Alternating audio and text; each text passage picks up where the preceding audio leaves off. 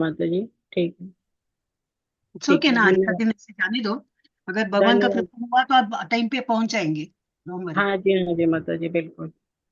धन्यवाद माता जी। 1 मिनट। हरे कृष्णा कृष्ण कृष्ण हरे हरे, हरे राम राम राम हरे हरे, हरे कृष्णा कृष्ण कृष्ण हरे हरे, हरे राम राम राम हरे हरे, हरे कृष्णा कृष्ण कृष्ण हरे हरे, हरे राम राम राम हरे हरे, हरे कृष्ण कृष्ण कृष्ण हरे हरे, हरे राम राम राम हरे हरे, कृष्ण हरे कृष्ण। ये स्वाति माता जी, आई मीन या या माता जी। माता जी, can you do introduction, Mata ji, that today क्या करते हैं मुझे in मालूम नहीं, Ekadashi? मतलब you can do Okay, okay. What Yeah, yeah. Exactly. Is it seen clearly माता जी, और बहुत Yes, बड़ा? yes, it is seen, but you have not put up a Mangala. नहीं, वही वही आगे करती हूँ। मंगलाचरण, यस। यू मे स्टार्ट माता जी। पहला सबको म्यूट करा देती हूँ, 1 मिनट माता जी।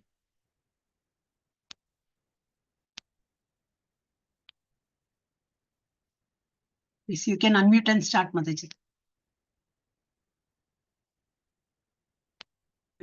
Mangalore.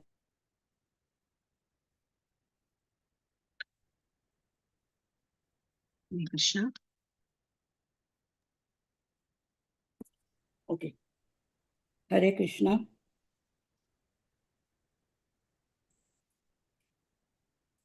ISKCON Mangalore welcomes you all on this Ekadashi day for Bhagavad Gita recitation. So we're starting with Mangalacharan. Mataji, shall I start? यस यस माता जी, प्लीज। Okay. ओम नमो भगवते वासुदेवाय, ओम नमो भगवते वासुदेवाय, ओम नमो भगवते वासुदेवाय। ओम अज्ञानतिमिरान्धस्य ज्ञानाञ्जनशलाकया चक्षुरुन्मिलितं येन तस्मै श्रीगुरवे नमः। श्रीचैतन्यमनोभीष्टं स्थापितं येन भूतले स्वयं रूप कदा मह्यं ददाति स्वपदान्तिकं। वन्देऽहं श्रीगुरो श्रीयुतपदकमलं, श्रीगुरुं वैष्णवांश्च श्रीरूपं साग्रजातं सहगणरघुनाथान्वितं तं सजीवं साद्वैतं सावधूतं परिजनसहितं कृष्णचैतन्यदेवं श्रीराधा कृष्णपादान् सगणललिता श्रीविशाखान् वितांश्च नमो विष्णुपदाय कृष्णपृष्ठाय भूतले श्रीमती भक्ति वेदांत स्वामिनीति नामिने नमस्ते सरस्वती देवे गौरवाणी प्रचारिणे निर्विशेष शून्यवादी पाश्चात्य देशतारिणे जय नमो विष्णुपदाय कृष्णपृष्ठाय भूतले श्रीमती भक्ति सिद्धांत सरस्वती इति नामिने। Mataji, this is not there, I think. Okay, which what नमस्ते सरस्वती देवे गौरवाणी प्रचारिणे निर्विशेष शून्यवादी पाश्चात्य देश तारिणे जय श्री कृष्ण चैतन्य प्रभु नित्यानंदा श्री अद्वैत गदाधर स्वामी श्रीवासादि गौर भक्त वृंदा हरे कृष्णा कृष्ण कृष्ण हरे हरे हरे राम राम राम हरे हरे हरे कृष्णा कृष्ण कृष्ण हरे हरे हरे राम राम राम हरे हरे, हरे कृष्णा कृष्ण कृष्ण हरे हरे, हरे राम राम राम हरे हरे. हरे कृष्णा. गीता ध्यानम. Mataji, shall I have the one which we every time. वही है ना ये. This is, Om I think, different. पार्थाय प्रतिबोधिता भगवताम. नहीं सेम नहीं, थिंग. ये नहीं है माताजी. दिस इज दैट नहीं. गीता ध्यानम है ना. यू आर सेइंग गीता हाँ हाँ. ध्यानम. Yes, yes. But उसके बाद आते हैं ना. there is no English, माताजी, English version. ये इंग्लिश ही है ना माता जी. नहीं नहीं, उसका meaning. Oh, I have this only, Mataji. माताजी, I will. I You have. I share. will. Shall I Yeah. read from that? Yeah, you can share also. I've given you co-host. I made you co-host, no? You can share Maybe I also. can. Let me see. I can share a word because. But this only I have, Mataji. Okay. Okay. 1 If you minute. want me to read, I can read because I'm comfortable. Okay, you did. Oh, yeah. You carry on. ॐ पार्थाय प्रतिबोधितां भगवतां नारायणेन स्वयं व्यासेन ग्रथितां पुराणमुनिना मध्ये महाभारतम् अद्वैतामृतवर्षिणीं भगवतीम् अष्टादशाध्यायिनीम् अम्ब त्वामनुसन्दधामि भगवद्गीते भवद्वेषिणीम् नमोऽस्तु ते व्यासविशालबुद्धे पुल्लारविन्दाय तपत्रनेत्र येन त्वया भारत तैलपूर्णः प्रज्वालितो ज्ञानमय प्रदीपः प्रपन्नपारिजाताय तोत्रवेत्रैकपाणये ज्ञानमुद्राय कृष्णाय गीतामृतदुहे नमः. सर्वोपनिषदो गावो दुग्धा गोपालनन्दनः पार्थो वत्स सुधीर्भोक्ता दुग्धं गीतामृतं महत्. वसुदेवसुतं देवं कंसचाणूरमर्दनं देवकी परमानन्दं कृष्णं वन्दे जगद्गुरुं. भीष्मद्रोणतटा जयत्र ततजला गान्धारनीलोत्पला शल्यग्राहवती कृपेण वहनी कर्णेन वेलाकुला. अश्वत्थामविकर्णघोरमकरा दुर्योधनावर्तिनी सोत्तीर्णा खलु पाण्डवैरणनदी कैवर्तक केशवा. पाराशर्यवचः सरोजममलं गीतार्थगन्धोत्कटं नानाख्यानकेशरं हरिकथा सम्बोधना बोधितं. लोके सज्जन षट्पदैरहर पेपीयमानं मुदा भूयात् भारत पंकजं कलिमल प्रध्वंसिन श्रेयसे. मूकं करोति वाचालं पंगुं लंघयते गिरिं यत्कृपातमहं वन्दे परमानन्दमाधवं. यं ब्रह्म वरुणेन्द्र रुद्रमरुतः स्तुन्वन्ति दिव्यैस्तवैः वेदैः साङ्गपदक्रमोपनिषदै गायन्ति यं सामगा. ध्यानावस्थित तद्गतेन मनसा पश्यन्ति यं योगिनो यस्यान्तं न विदुःसुरासुरगणा देवाय तस्मै नमः. हरे Krishna. This is Dhyana Mataji. We have to read Mahatmya. Gita Mahatmya it is. Acha, you have the It's Gita. okay. Yes. You can do that, Mataji. Now, since I had this, It's okay, okay, Mataji. You have done this, okay. We'll don't know, this continue one. with the chapters. Okay. Who's Hare reading? You're Krishna. only reading? No, first one is Lakshmi Mataji, I think.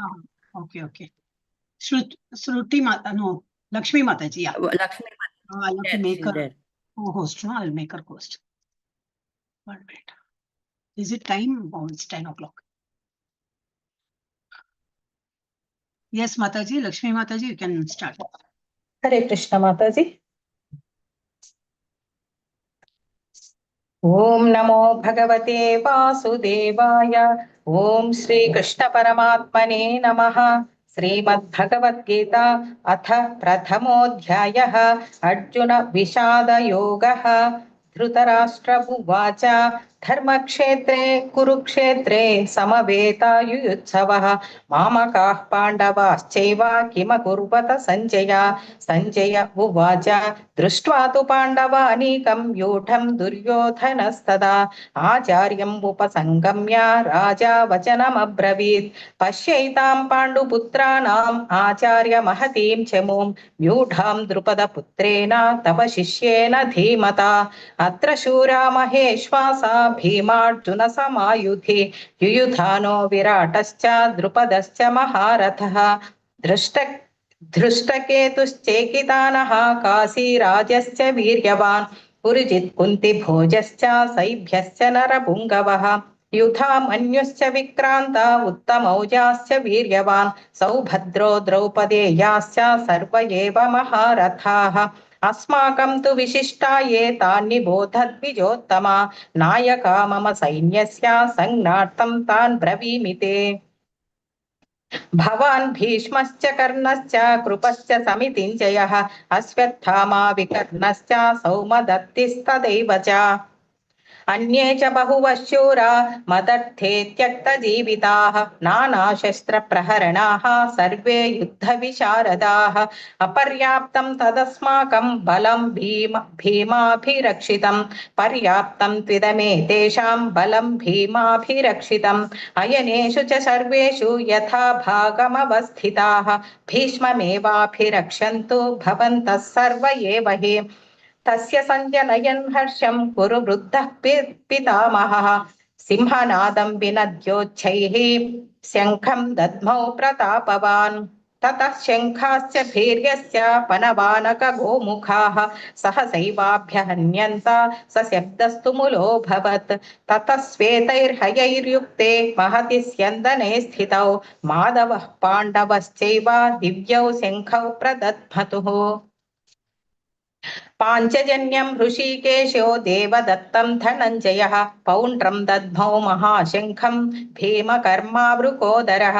अनन्तविजयं राजा कुन्तीपुत्रो युधिष्ठिरः नकुलः सह देवश्च सुघोषमणिपुष्पकौ काश्यश्च परमेश्वासः शिखण्डी च महारथः दृष्टद्युम्नो विराटश्च सात्यकिश्चापराजितः. द्रुपदो द्रौपदेयाश्च सर्वशः पृथिवीपते सौभद्रश्च महाबाहुः शङ्खान् दद्मुः पृथक् पृथक्. सघोषोद्धार्तराष्ट्राणां हृदयानि व्यदारयत् नभश्च पृथिवीं चैव तुमुलोऽभ्यनुनादयन्. अथ व्यवस्थितान् दृष्ट्वा धार्तराष्ट्रान् कपिध्वजः प्रवृत्ते शस्त्रसम्पाते धनुरुद्यम्य पाण्डवः. ऋषिकेशं तदा वाक्यम् इदमाह महीपते. अर्जुन उवाच सेनयोरुभयोर्मध्ये रथं स्थापयमेच्युता यावदेतान् निरीक्षेऽहं योद्धुकामानवस्थितान् कैर्मया सह योद्धव्यम् अस्मिन् रणसमुद्यमे योत्स्यमानमवेक्षेऽहं य एतेऽत्र समागताः. धार्तराष्ट्रस्य दुर्बुद्धेः युद्धे प्रियचिकीर्षवः. संजय उवाच एवमुक्तो हृषीकेशो गुडाकेशेन भारत सेनयोरुभयोर्मध्ये स्थापयित्वा रथोत्तमम्. भीष्मद्रोण प्रमुखतः सर्वेषां च महीक्षिताम् उवाच पार्थ पश्यैतान् समवेतान् कुरूनिति.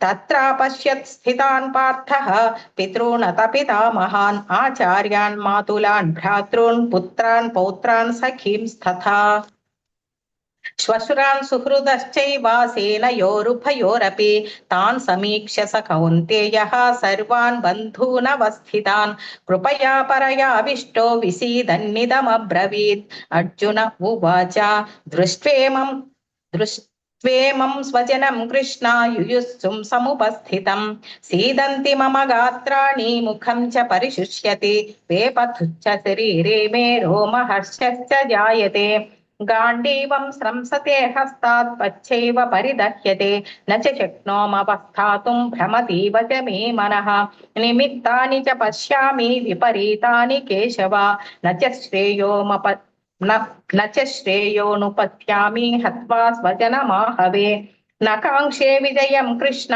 न च राज्यं सुखानि च किं नो राज्येन गोविन्द किं भोगैर्जीवितेन वा येषामर्थे काङ्क्षितं नो राज्यं भोगा सुखानि च तैमेव स्थिता युद्धे प्राणां त्यक्त्वा धनानि च आचार्यः पितरः पुत्राः तथैव च पितामहाः मातुलाः श्वशुराः पौत्राः श्यालाः सम्बन्धिनस्तथा नस्तथा एतान्न हन्तुमिच्छामि घ्नतोऽपि मधुसूदन अपि त्रैलोक्यराज्यस्य हेतो किं नु मही कृते निहत्य धार्तराष्ट्रान्नः का प्रीतिः स्यात् जनार्दन पापमेवाश्रये तस्मान् हत्वैतानाततायिनः तस्मान्नार्ह वयं हन्तुं धार्तराष्ट्रान् स बान्धवान् स्वजनं हि कथं हत्वा सुखिनः स्याम माधव यद्यप्येतेन पश्यन्ति लोभोपहत चेतसः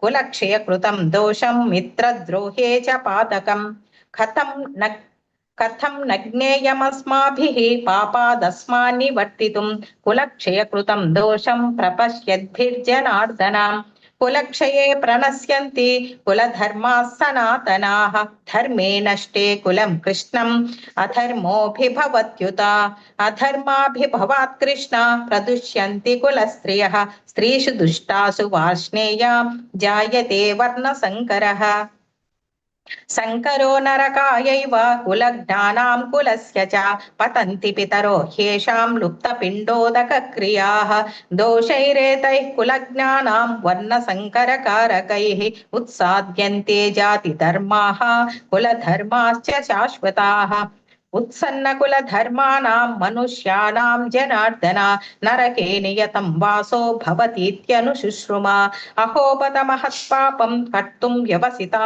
वयम् यद्राज्यसुखलोभेन हन्तुं स्वजनमुद्यताः यदि मामप्रतीकारम् अशस्त्रं शस्त्रपाणयः धार्तराष्ट्रारणे हन्युः तन्मे क्षेमतरं भवेत् सञ्जय उवाच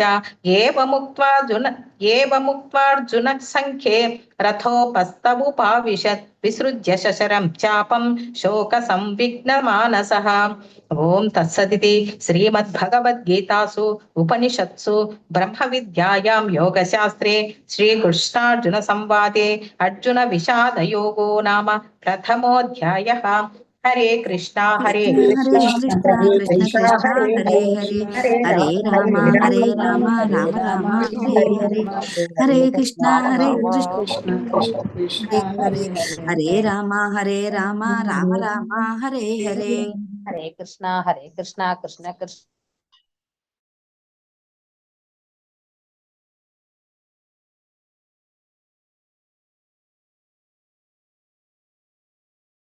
Yes, Mataji. Shruti Mataji can go ahead. हरे कृष्ण माता जी। Next. Chapter 2. यस माता जी। हरे कृष्ण। अथ द्वितीयोऽध्यायः सांख्ययोगः। सञ्जय उवाच तं तथा कृपयाविष्टम् अश्रुपूर्णाकुलेक्षणं विषीदन्तम् इदं वाक्यम् उवाच मधुसूदनः।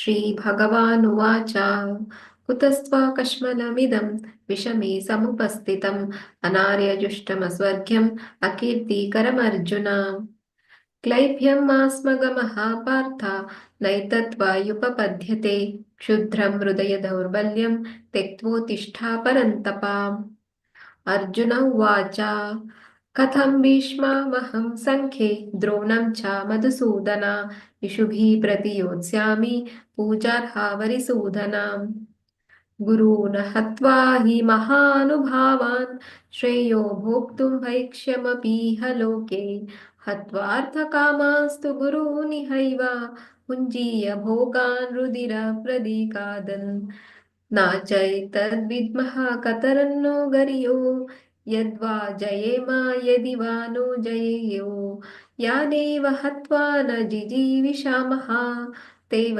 स्थितः प्रमुखे धार्तराष्ट्रः कार्पण्यदोषोपहता स्वभावः पृच्छामि त्वाधर्मसम्मूढचेतः यच्छ्रेयः स्य निश्चितं ब्रूहि तन्मे शिष्यस्तेऽहं शाधिमां त्वां प्रपन्नम् न हि प्रपश्यामि ममापनुद्यात् यच्चोकमुच्चोषणामिन्द्रियाणाम् अवाप्य भूमावसपत्नवृद्धं राज्यं सुराणामपि चाधिपत्यम् सञ्जय उवाच एवमुक्त्वा ऋषिकेशं गुडाकेशः परन्तपः नायोत्स्य इति गोविन्दम् उक्त्वा तूष्णीं बभूवः तमुवाच ऋषिकेशः प्रहसन्निव भारत सेनयोर्भयोर्मध्ये विषीदन्तमिदं वचः श्रीभगवानुवाच अशोच्यानन्वशोचस्त्वं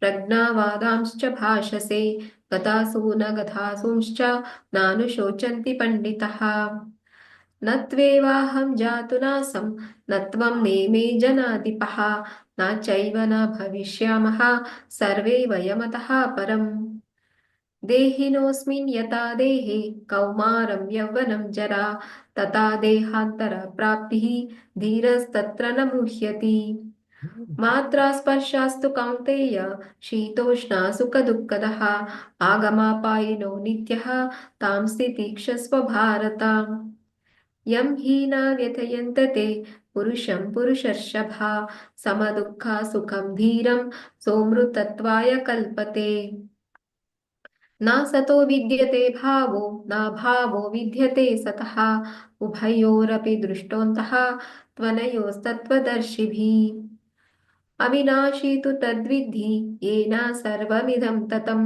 विनाशमव्ययस्यास्य न कश्चित् कर्तुमर्हति अन्तवन्त इमे देहः नित्यसोक्तः शरीरिणः अनाशिनो प्रमेयस्य तस्माद्युध्यस्व भारत या येनं वेति हन्तारं याश्चैनं मन्यते हतम् उभौ तौ न विजानीतो नायं हन्ति न हन्यते न जायते म्रियते वा कदाचित् नायं भूत्वा भविता वा न भूयः अजो नित्यः शाश्वतोऽयं पुराणो न हन्यते हन्यमाने शरीरे वेदाविनाशिनं नित्यं यायेनमजमव्ययं कथं सा पुरुषः पार्थ कं घातयति हन्तिकम् वासांसि जीर्णानि यथा विहाय नवानि गृहाणति नरोपराणि तथा शरीराणि विहाय जीर्णान्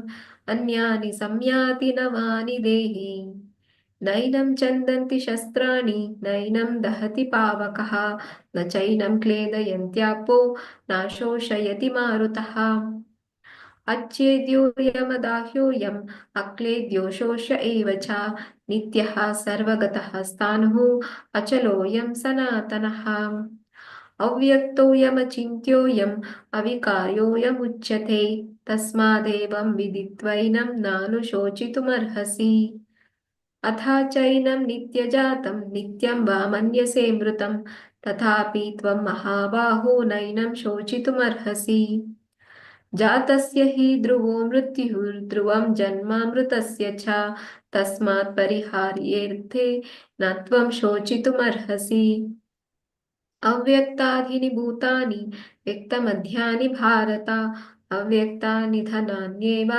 तत्र का परिदेवना आश्चर्यवत् पश्यति कश्चिदेनम् आश्चर्यवद् वदति तथैव चान्यः आश्चर्यवच्चैनमन्यः शृणोति श्रुत्वाप्येनं वेद न चैव कश्चित् देहि नित्यमवद्योऽयं देहे सर्वस्य भारत तस्मात् सर्वाणि भूतानि न त्वं शोचितुमर्हसि स्वधर्ममपि चावेक्ष्य नाविकम्पितुमर्हसि धर्म्याधियुधाश्रेयोऽन्यत् क्षत्रियस्य न विद्यते यदृच्छया चोपपन्नं स्वर्गद्वारामपावृतं सुखिनः क्षत्रियः पार्थ लभन्ते युद्धमीदृशम् अत चेत्त्वमिमं धर्म्यं सङ्ग्रामं न करिष्यसि ततः स्वधर्मं कीर्तिं च हित्वा पापमवाप्स्यसि अकीर्तिं चापि भूतानि कथयिष्यन्ति ते व्ययम् सम्भावितस्य च कीर्तिः मरणादतिरिच्यते भयाद्रनदु परतं मांस्यन्ते त्वां महारथः येषां च त्वं बहुमतो भूत्वा यास्यसि लाघवम् अवाच्यवादांश्च बहून् वदिष्यन्ति तवाहितः निन्दन्तास्तव सामर्थ्यं तथोऽधुकतरं नु किम् हरे कृष्ण हतो वा प्राप्स्यसि स्वर्गं जित्वा वा भोक्ष्यसे महीम् तस्मादुद्दिष्ट कौन्तेय युद्धाय कृतनिश्चयः सुखा दुःखे समे कृत्वा लाभालाभौ जयाजयौ ततो युद्धाय युज्यस्व नैवं प्रापमवाप्स्यसि एषा ते विहिता साङ्ख्ये बुद्धिर्योगात् त्वमं शृणु बुद्ध्या युक्तो मया पार्थ कर्मबन्धं प्रहास्यसि नेहि विक्रमनाशोऽस्ति प्रत्यवायो न विद्यते स्वल्पमप्यस्य धर्मस्य त्रायते महतो भयात् व्यवसायात्मका बुद्धिः एकेह कुरु नन्दन बहुशाखाहनन्ताच्च बुद्धयो व्यवसायिनां यामिमां पुष्पतां वाचं प्रवदन्त्या विपश्चितः वेदवादरतः पार्थ नान्यादस्तीति वादिनः कामात्मनः स्वर्गपरा जन्म कर्म फलप्रदां क्रियाविशेषबहुलां भोगैश्वर्यगतिं प्रति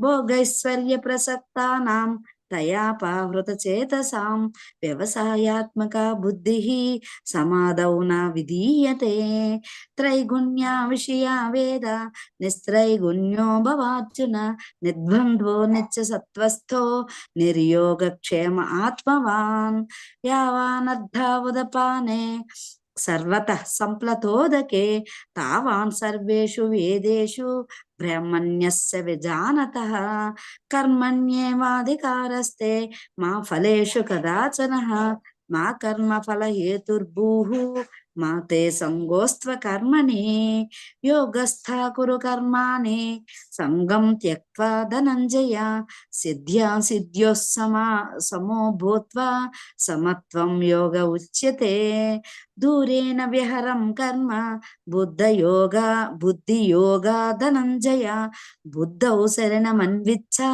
कुरु पुनः फलहेतवः बुद्धयुक्तो जहातीह उभे सुकृतो तुष्कृते तस्माद्योगाय युज्यस्व योगः कर्मसु कौशलं कर्मजं बुद्धियुक्ता हि फलं त्यक्त्वा मनीषिणः जन्मबन्ध विनिर्मुक्ताः पदं गच्छन्त्यनामयम् यदा ते मोहकलिलं बुद्धिर्वतितर्ष्यति तथा गन्तासि निर्वेदं श्रोतवस्य श्रुतिस्य च श्रुतिविप्रतिपन्ना ते यदा स्थास्यति निश्चला समदावचला बुद्धिः तथा योगमवाप्स्यसि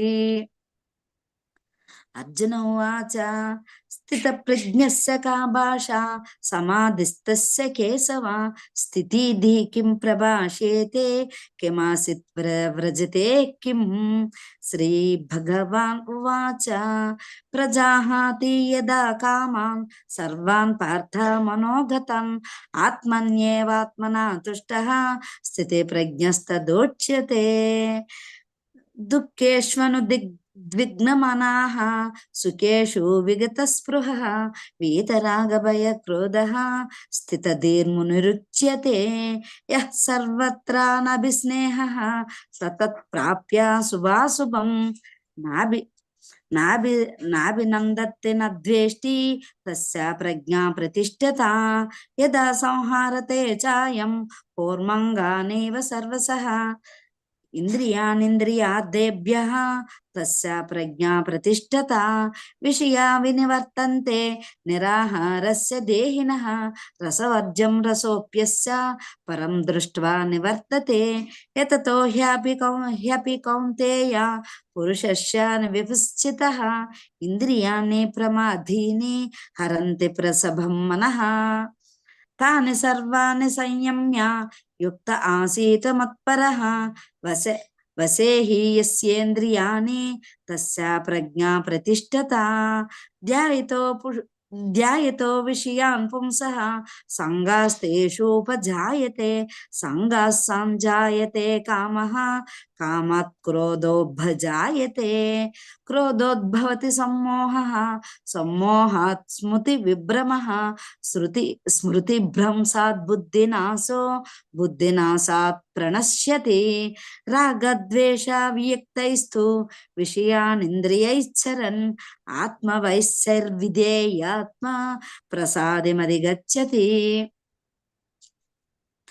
ప్రసాదే సర్వదుఃఖానాం హనిరోస్యోపజాయతే ప్రసన్నచేతసో హ్యసు బుద్ధిః పరివతిష్ఠతే నాస్తి బుద్ధిరయుక్తస్య నా చాయుక్తస్య భావనా నా చా భావయతః శాంతిః అశాంతస్య కుతః సుఖం ఇంద్రియాణాం హి చరతాం తన్మానోను విధీయతే తదస్య హరతి ప్రజ్ఞాం వాయుర్నావమివాంబసి తస్మాదస్య మహాబాహో నిగృహీతాని సర్వసః ఇంద్రియాణింద్రియార్థేభ్యః తస్య ప్రజ్ఞా ప్రతిష్ఠత యాని సా సర్వభూతానాం తస్యాం జాగర్తి సంయమి యస్యాం జాగృతి భూతాని సా నిశ పశ్యతో మునేః ఆపూర్వమానామచలం ప్రతిష్టం సముద్రమాపః ప్రవిశంతి యద్వత్ తద్వత్ కామయం ప్రవిశంతి సర్వే న శాంతిమాప్నోతి న కామకామీ విహయా కామాన్ యః సర్వాన్ పుముచ్చారతి నిస్పృహః నిర్మమో నిరంకారః స శాంతిమధిగచ్చతి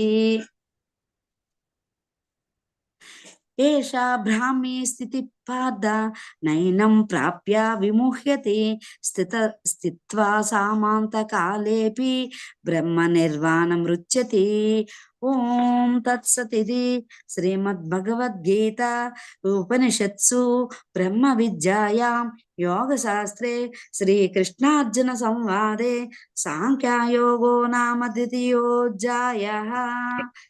హరే కృష్ణ కృష్ణ కృష్ణ హరే హరే హరే కృష్ణ హరే రామ రామ హరే రామ హరే హరే హరే రామ హరే రామ కృష్ణ రామ హరే రామ కృష్ణ హరే హరే హరే కృష్ణ కృష్ణ హరే కృష్ణ రామ కృష్ణ హరే హరే రామ హరే హరే రామ హరే హరే రామ హరే రామ రామ హరే హరే హరే కృష్ణ కృష్ణ హరే హరే హరే రామ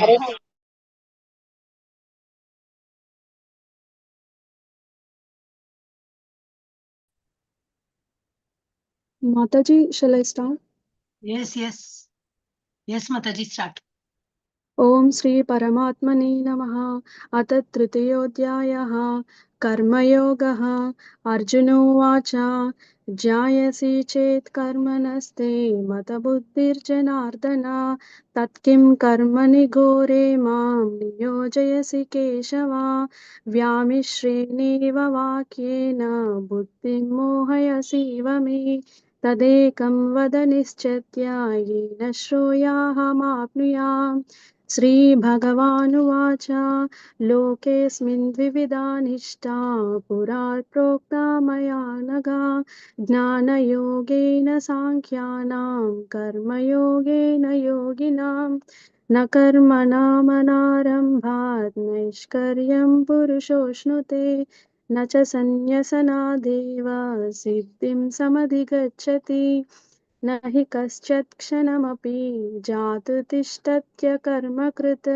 कार्यते ह्यवशः कर्म सर्वप्रकृतिजैर्गुणैः कर्मेन्द्रियाणि संयम्य यः आस्ते मनसा स्मरन् इन्द्रियार्थान् विमूढात्मा मिथ्याचार स उच्यते यस्विन्द्रियाणि मनसा नियम्यारभतेऽर्जुन कर्मेन्द्रियै कर्मयोगम् असक्तः स विशिष्यते नियन्तं कुरु कर्मन्तं कर्मज्यायो ह्युकर्मणः शरीरयात्रापि च तेन प्रसज्येद कर्मणः यज्ञार्थात् कर्मणोऽन्यत्र लोकयं कर्म बन्धनः तदर्थं कर्म कौन्तेय मुक्तसङ्गः समाचर महायज्ञा प्रजा सृष्टा पुरोवाच प्रजापतिः अनेन प्रसिवश्यध्वं येषवोऽस्विष्टकामधुक् देवान् भावयतानेन ते देवा भवयन्तु वः परस्परं भावयन्तः श्रेयपरमावास्पदः इष्टान् भोगान् हि वो देव तस्यन्ते यज्ञभावितः तैर्त्यत्राणप्रदायभ्यो यो भुक्तेस्तेन एव सः यज्ञशिष्टाशिनः सन्तो मुच्यन्ते सर्वकिल्बिषैः भुजन्ते ते त्वघं पापा ये पचान्त्यात्मकारणात् अन्नाद्भवन्ति भूतानि पर्जन्यादन्नसम्भवः यज्ञाद्भवति पर्जन्यो यज्ञः कर्मसमुद्भवः कर्म ब्रह्मोद्भवं विद्धि ब्रह्माक्षरसमुद्भवं तस्मात् सर्वगतं ब्रह्मा नित्यं यज्ञे प्रतिष्ठितम् एवं प्रविवर्तितं चक्रं नानुवर्तायति हयः अगायौरिन्द्रियो रामो मोघं पात स जीवति यस्मात् मरतिरेव स्यात् आत्मतृप्तश्च मानवः आत्मन्येव च सन्तुष्टा तस्य कार्यं न विद्यते नैव तस्य कृतेनार्थो न कृतेनेह कश्चन न चास्या सर्वभूतेषु कश्चिदव्यपाश्रयः तस्मादसक्तः सततं कार्यं कर्म समाचर असक्तो व्युचरन् कर्म परमाप्नोति पुरुषः कर्मणैव हि संसिद्धम् आस्थिता जनकादयः लोकसङ्ग्रहमेवापि सम्पश्यन् कर्तुमर्हसि यद्यदाचरति श्रेष्ठा तत्तदेवेतरो जनः स यत्प्रमाणं कुरुते लोकस्तदनुवर्तते न मे पार्थास्ति कर्तव्यं त्रिषु लोकेषु किञ्चन नानवाप्तमवाप्तव्यं वर्त एव च कर्मणि यदि ह्यामं न वर्तेयं जातु कर्मण्यतन्द्रिता मम वर्तानुवर्तन्ते मनुष्या पार्थ सर्वशः उत्सिदेयुरिमे लोका न कूर्मं कर्म चेदहम् शङ्करस्य च कर्तस्याम् उपहन्यामि महाप्रजाः सक्ताः कर्मण्यविद्वांसो यथा कुर्वन्ति भारत कुर्वाद्विद्वांस्ततः सक्ता चिकुर्षुर्लोकसङ्ग्रहम् न बुद्धिभेदं जनयेत् अज्ञानं कर्मसङ्गिनां जोषयेत् सर्वकर्माणि विद्वान् युक्तः समाचरन् प्रकृते क्रियमाणानि गुणैः कर्मणि सर्वशः अहङ्कारविमूढात्मा कर्ताहमति मन्यते तत्त्ववित्तु महाबाहो गुणकर्मविभागयोः गुणेषु वर्तन्त इति मत्वा न सज्जते प्रकृतिर्गुणसम्मूढा सज्जन्ते गुणकर्मसु तान् कृत्स्नविदो मन्दान् कृत्स्नविन्न विचालयेत् मयि सर्वाणि कर्माणि सन्न्यस्य नित्यात्मचेतसा निराशीर्गिर्ममो भूत्वा युधस्व विगतज्वरः ये मे मतमिदं नित्यम् अनुतिष्ठन्ति मानवः श्रद्धावन्तो न सूयन्तो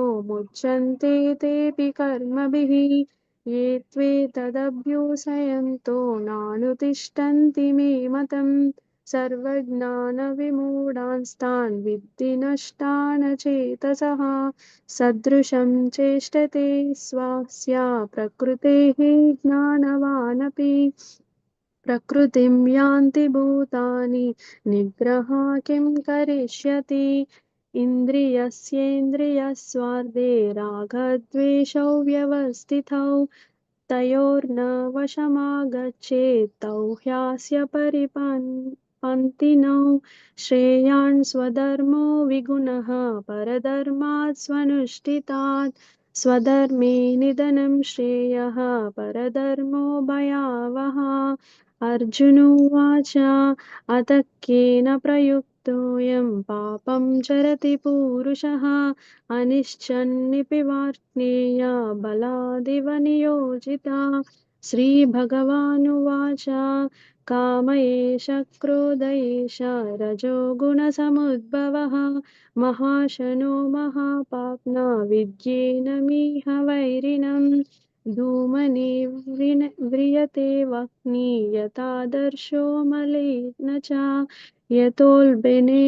यतोल्बेनावृतो गर्भः तदा तेनेदमावृतम् आवृतं ज्ञानमेतेन ज्ञानिनो नित्यवैरिणा कामरूपेण कौन्तेय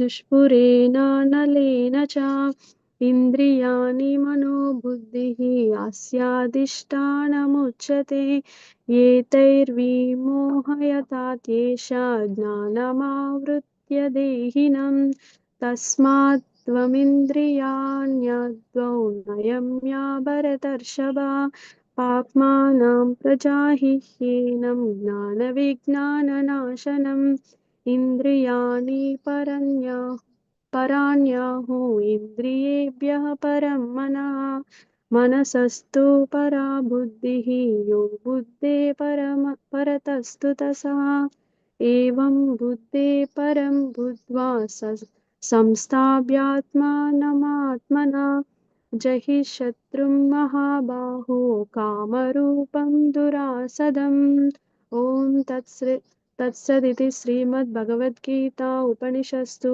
ब्रह्मविद्यायां योगशास्त्रे श्रीकृष्णार्जुनसंवादे कर्मयोगो नाम तृतीयोऽध्यायः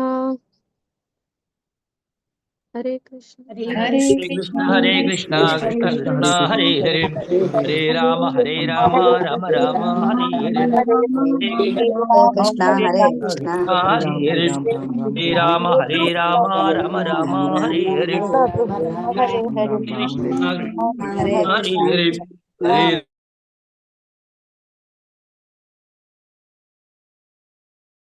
स्वाति माता जी। यस माताजी हरे कृष्ण ओम नमो भगवते वासुदेवाय ओम नमो भगवते वासुदेवाय ओम नमो भगवते वासुदेवाय ओम श्री परमात्मने नमः चतुर्थोऽध्यायः श्री भगवानुवाच इमं विवस्वते योगं प्रोक्तवानहमव्ययं विवस्वान् मनवे प्राह मनुरीक्ष्वा कवे ब्रवीत् एवं परंपरा प्राप्तम् इमं राजर्षयो विदुः सकाले नेह महता योगो नष्टः परन्तप स एवायं मया तेद्य योगः प्रोक्तः पुरातनः भक्तोऽसि मे सखा चेति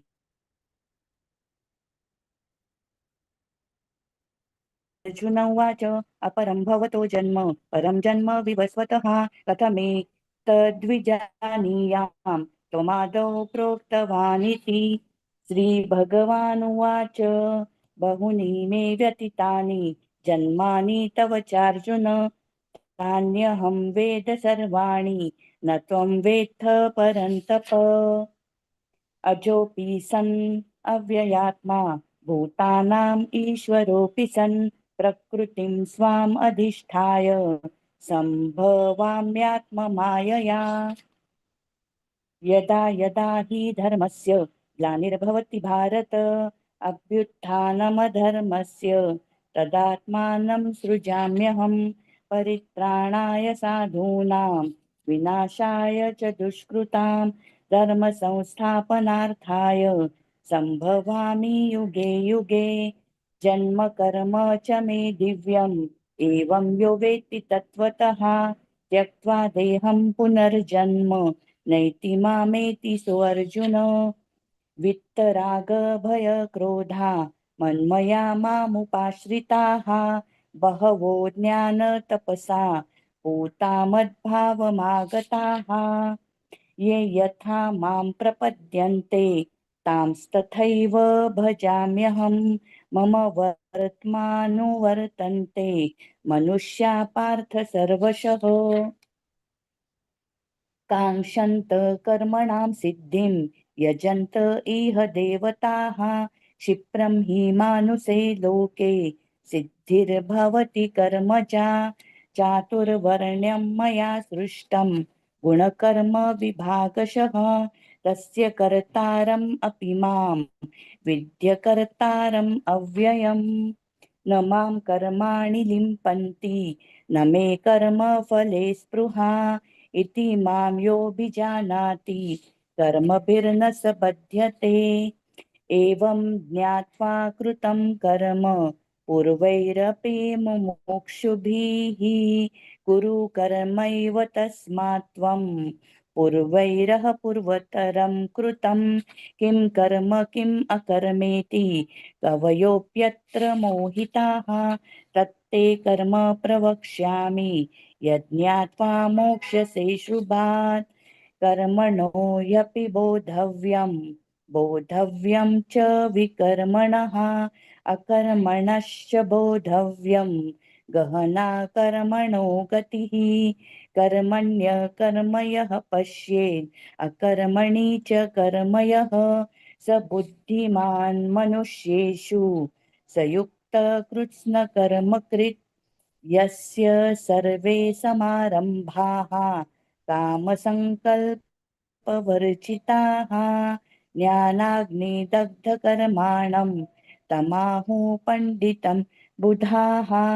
त्यक्त्वा कर्मफलासङ्गं नित्यतृप्तो निराश्रयः कर्मण्यभिप्रवृत्तोऽपि नैव किञ्चित् करोति सः निराशीर्यतिर्चित्तात्मा त्यक्तसर्वपरिग्रहः शारीरं केवलं कर्म कुर्वन्नाप्नोति किल्बिषम्। यदृच्छालाभसन्तुष्टो द्वन्द्वातीतो विमत्सरः समसिद्धावसिद्धौ च कृत्वापि न निबध्यते। गतसङ्गस्य मुक्तस्य ज्ञानावस्थितचेतसः यज्ञायाचरतः कर्म समग्रं प्रविलीयते।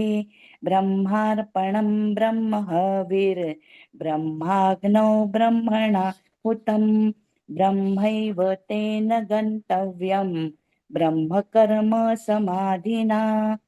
दैवमेवापरे यज्ञं योगिनः पर्युपासते ब्रह्माज्ञावपरे यज्ञं यज्ञेनैवोपजुह्वति। श्रोत्रादीन् इन्द्रियाण्यन्ये संयमाग्निषु जुह्वति शब्दादीन् विषयानन्य इन्द्रियाग्निषु जुह्वति। सर्वाणि इन्द्रियकर्माणि प्राणकर्माणि चापरे आत्मसंयम योगाग्नौ जुह्वति ज्ञानदीपिते। द्रव्ययज्ञास्तपो यज्ञा योगयज्ञास्तथा परे स्वाध्यायज्ञानयज्ञाश्च यतयः संशितव्रताः अपाने जुह्वति प्राणं प्राणे पानं तथा परे प्राणापान गतिरुद्ध्वा प्राणायामपरायणाः अपरे नियताहाराः प्राणान् प्राणेषु जुह्वति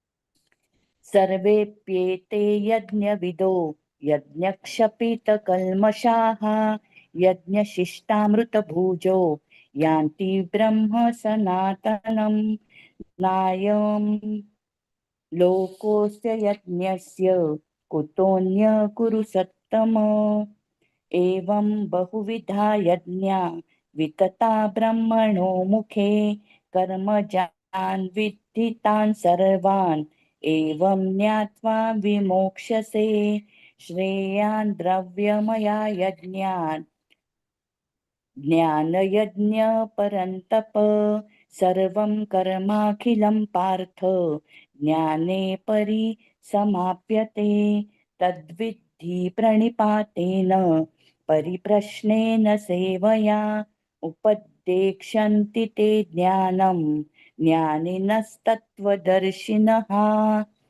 यज्ञात्वा न पुनर्मोहम् एवं यास्यसि पाण्डव येन भूतान्यशेषाणि द्रक्ष्यस्यात्मन्यथो मयि अपि चेदसि पापेभ्यः सर्वेभ्यः पापकृत्तमः सर्वं ज्ञानप्लवेनैव वृजीनं सन्तरिष्यसि यथैधांसि संविद्धोऽग्निर्भस्मसात् कुरुते अर्जुन ज्ञानाग्निः सर्वकर्माणि भस्मसात् कुरुते तथा न हि ज्ञानेन सदृशं पवित्रम् इह विद्यते तत्स्वयं योगसंसिद्धः कालेनात्मनि विन्दति श्रद्धावान् लभते ज्ञानं तत्परः संयतेन्द्रियः ज्ञानं लब्ध्वा परां शान्तिम् अचिरेणाधिगच्छति अज्ञश्चाश्रद्धधानश्च संशयात्मा विनश्यति नायं लोकोऽस्ति न परो न सुखं संशयात्मनः योगसन्न्यस्य कर्माणं ज्ञानसञ्छिन्न संशयम् आत्मवन्तं न कर्माणि निबध्नन्ति धनञ्जय तस्मादज्ञानसम्भूतं ऋतस्थं ज्ञानासीनात्मनः चित्वैनं संशयं योगम् आतिष्ठोत्तिष्ठ भारत ओम तत्सद इति श्रीमद्भगवद्गीतासु उपनिषत्सु ब्रह्म विद्याया योगशास्त्रे श्रीकृष्णार्जुन संवादे ज्ञानयोगो नाम चतुर्थोऽध्यायः हरे कृष्णा कृष्णा कृष्ण कृष्ण हरे हरे हरे हरे हरे राम हरे हरे राम राम हरे राम राम राम राम हरे राम हरे हरे हरे हरे हरे कृष्ण हरे हरे कृष्ण कृष्णा कृष्ण हरे कृष्ण हरे हरे हरे हरे राम हरे राम राम हरे राम हरे राम राम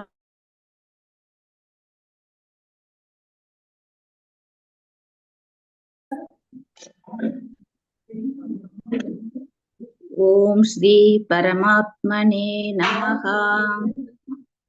अथ पञ्चमोऽध्यायः सन्न्यासयोगम्। अर्जुन उवाच सन्न्यासं कर्मणां कृष्ण पुनर्योगं च शंससि यच्छ्रेययेतयोरेकं तन्मे ब्रूहि सुनिश्चितम्।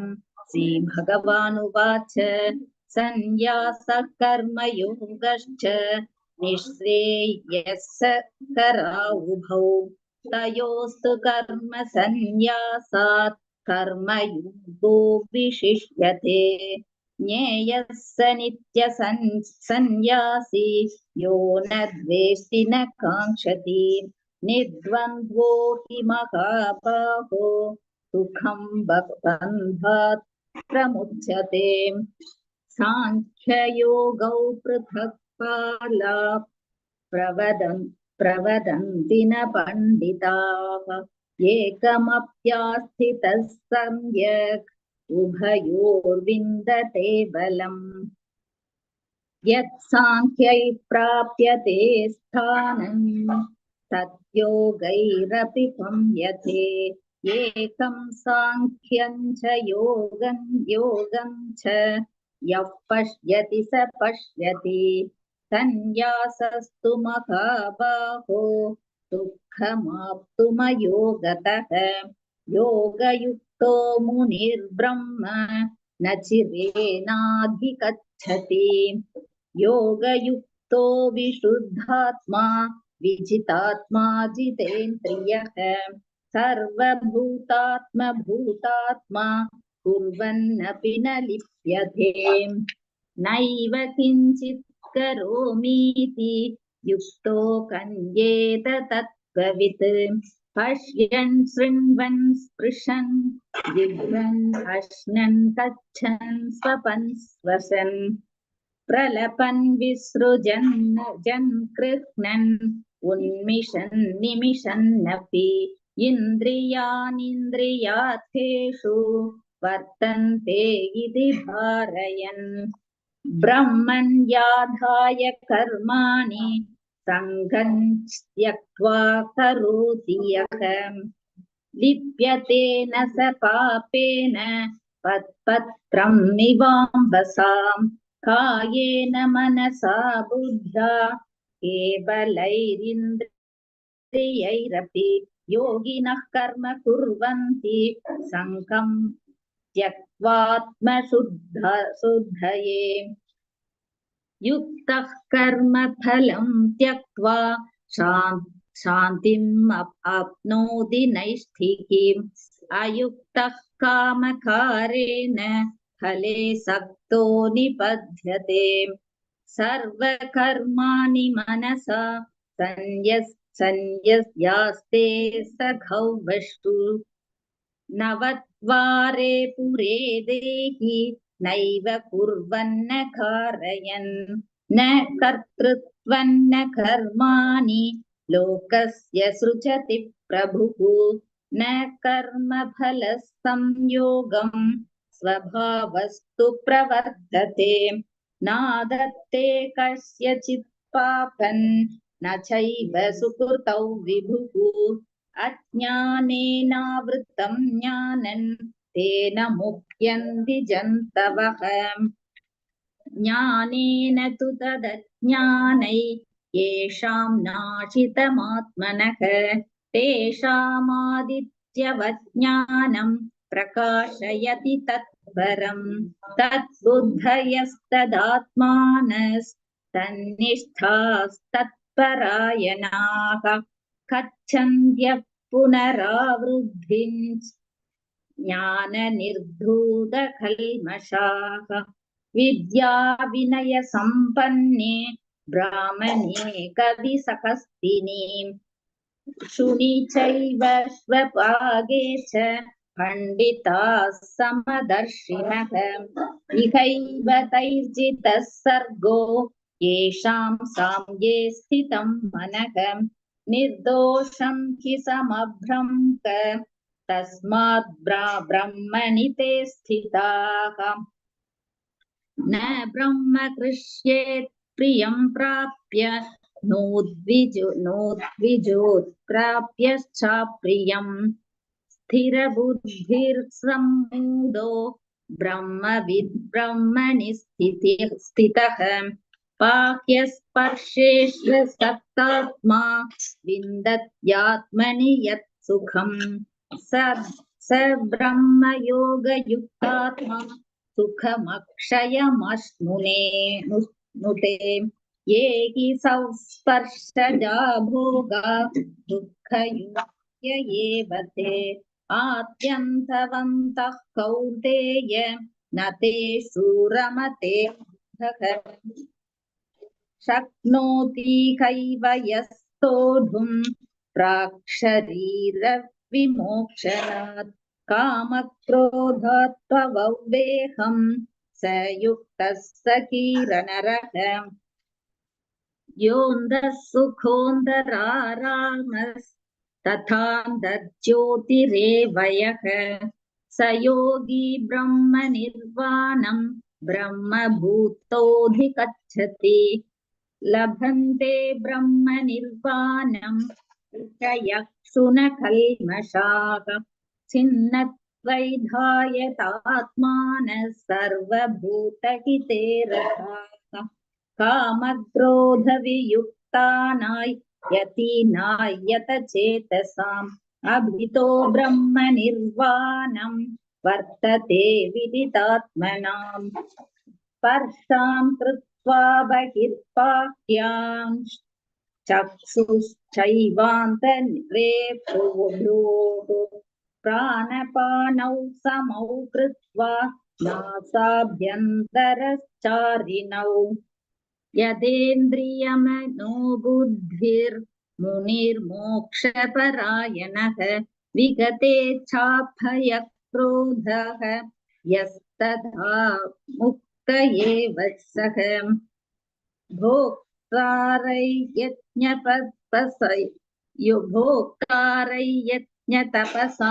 सर्वलोकमहेश्वरं सुहृदं सर्वभूतानां ज्ञात्वा मां शान्तिमृच्छति। ॐ तत्सदिति श्रीमद्भगवद्गीतासु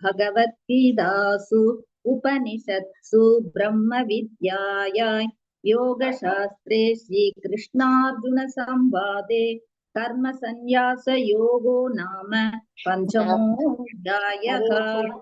हरे राम हरे राम हरे हरे हरे राम हरे राम राम राम हरे हरे हरे कृष्णा कृष्णा कृष्णा हरे हरे हरे राम राम राम हरे हरे हरे कृष्ण हरे हरे हरे हरे राम राम हरे कृष्ण कृष्ण कृष्ण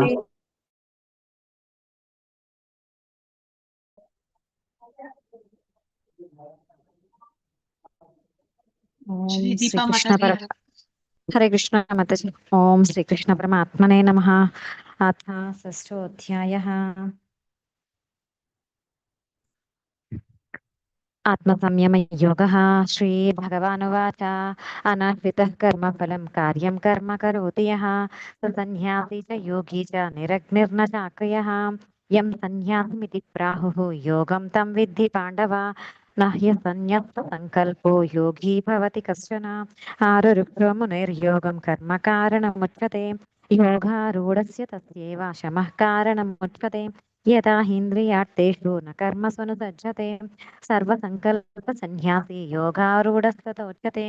उद्धरेदात्मनात्मानं नात्मानमवसादयेत् आत्मैव ह्यात्मनो बन्धुः आत्मैव रिपुरात्मनः बन्धुरात्मात्मनस्तस्य येनात्मैवात्मना जितः अनात्मनस्तु शत्रुत्वे वर्तेतात्मैव शत्रुवत् जितात्मनः प्रशान्तस्य परमात्मा समाहितः शीतोष्णसुखदुःखेषु तथा मानापमानयोः ज्ञानविज्ञानतृप्तात्मा कूटस्थो विजितेन्द्रियः युक्त इत्युच्यते योगी समलोष्टाश्मकाञ्चनः सुहृन्मिथ्यारुदासीनः मध्यस्तद्वेष्य बन्धुषु साधुष्वपि च पापेषु समबुद्धिर्विशिष्यते योगी युञ्जीत सततम् आत्मानं रहसि स्थितः एकाकीयत चित्तात्मा निरासीरपरिग्रहः शुचो देशे प्रतिष्ठाप्य स्थिरमानसमात्मनः नात्युच्छितं नातिनीचं चैलाजिनकुशोत्तरं तत्रैकाग्रं मनः कृत्वा यतचित्तेन्द्रियक्रियः उपविश्यासने युञ्जत् योगमात्मविशुद्धये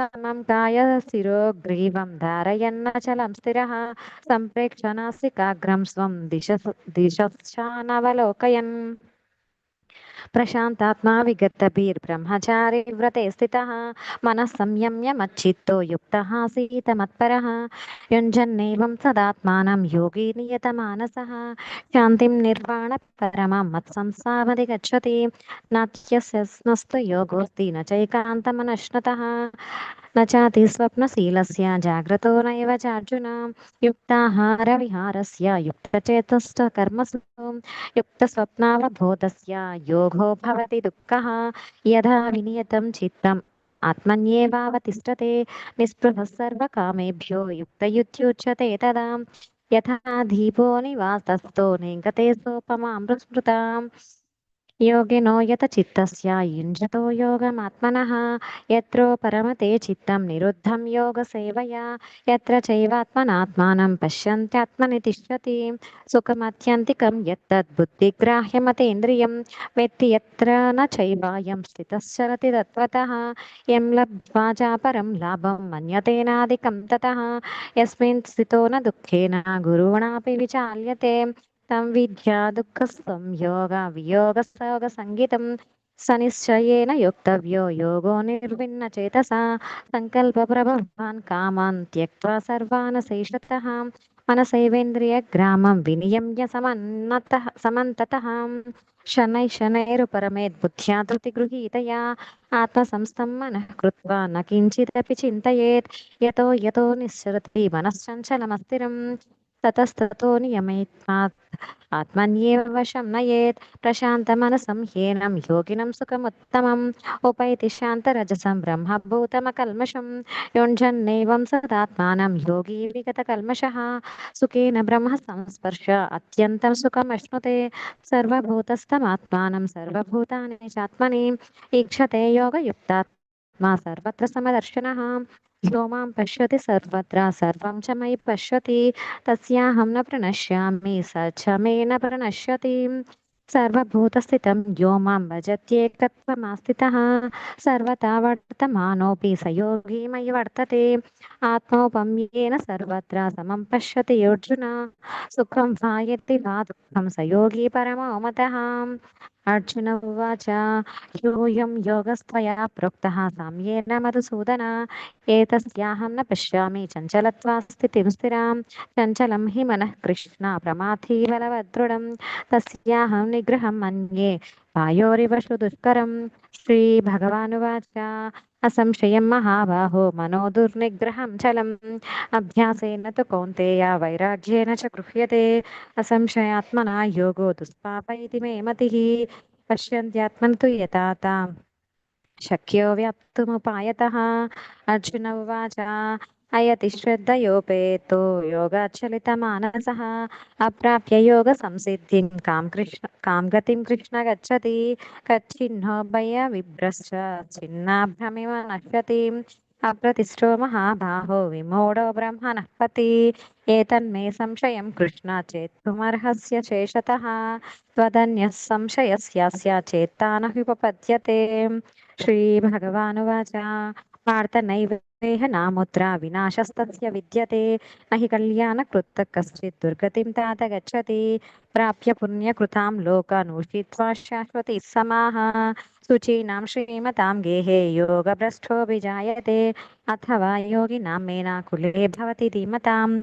एतद्धि दुर्लभतरं लोके जन्म यदीदृशं तत्र तं बुद्धिसंयोगं लभते पौर्वदेहिकम् यतते च ततो भूयः संसिद्धो कुरु नन्दन पूर्वाभ्यासेन तेनैव ह्रियते ह्यवसोऽपि सः जिज्ञासुरपि योगस्य शब्दब्रह्माति वर्तते प्रयत्नात् यतमानस्तु योगी संशुद्धकिल्मिषः अनेकजन्म संसिद्धः ततो याति पराङ्गतिं तपस्विभ्योऽधिको योगी ज्ञानिभ्योऽपि मतोऽधिकः कर्मिभ्यश्चाधिको योगी तस्माद्योगी भव अर्जुन योगिनामपि सर्वेषां मद्गतेनान्तरात्मना श्रद्धावान् भजते यो मां समे युक्ततमो मतः ॐ तत्सत् इति श्रीमद्भगवद्गीतासु उपनिषत्सु ब्रह्मविद्यायां योगशास्त्रे श्रीकृष्णार्जुनसंवादे आत्मसंयमयोगो नाम षष्ठोऽध्यायः हरे Krishna Krishna Krishna Hare Hare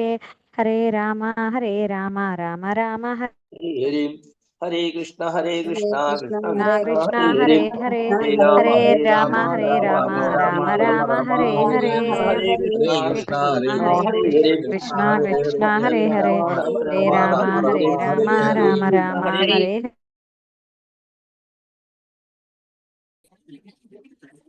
Hare Krishna to all. Hare Krishna. Om Namo Bhagavate Vasudevaya. Om Namo Bhagavate Vasudevaya. Om Namo Bhagavate Vasudevaya. ॐ श्री परमात्मने नमः। श्रीमद्भगवद्गीता अथ सप्तमोऽध्यायः ज्ञानविज्ञानयोगः।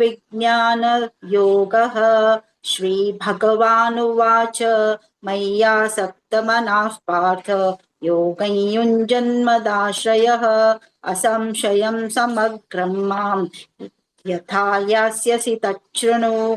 ज्ञानं तेऽहं सविज्ञानम् इदं वक्ष्याम्यशेषतः यज्ञात्वा नेह भूयोऽन्यत् ज्ञातव्यमवशिष्यते। मनुष्याणां सहस्रेषु कश्चिद्यतति सिद्धये यततामपि सिद्धानां कश्चिन्मां वेत्ति तत्त्वतः। भूमिरापो नलो वायुः खं मनो बुद्धिरेव च अहङ्कार इति यं मे भिन्ना प्रकृतिरष्टधा। अपरेयमितस्त्वन्यां प्रकृतिं विद्धि मे परां। जीवभूतां महाबाहो ययेदन्धार्यते जगत् एतद्योनीनि भूतानि सर्वाणीत्युपधारय।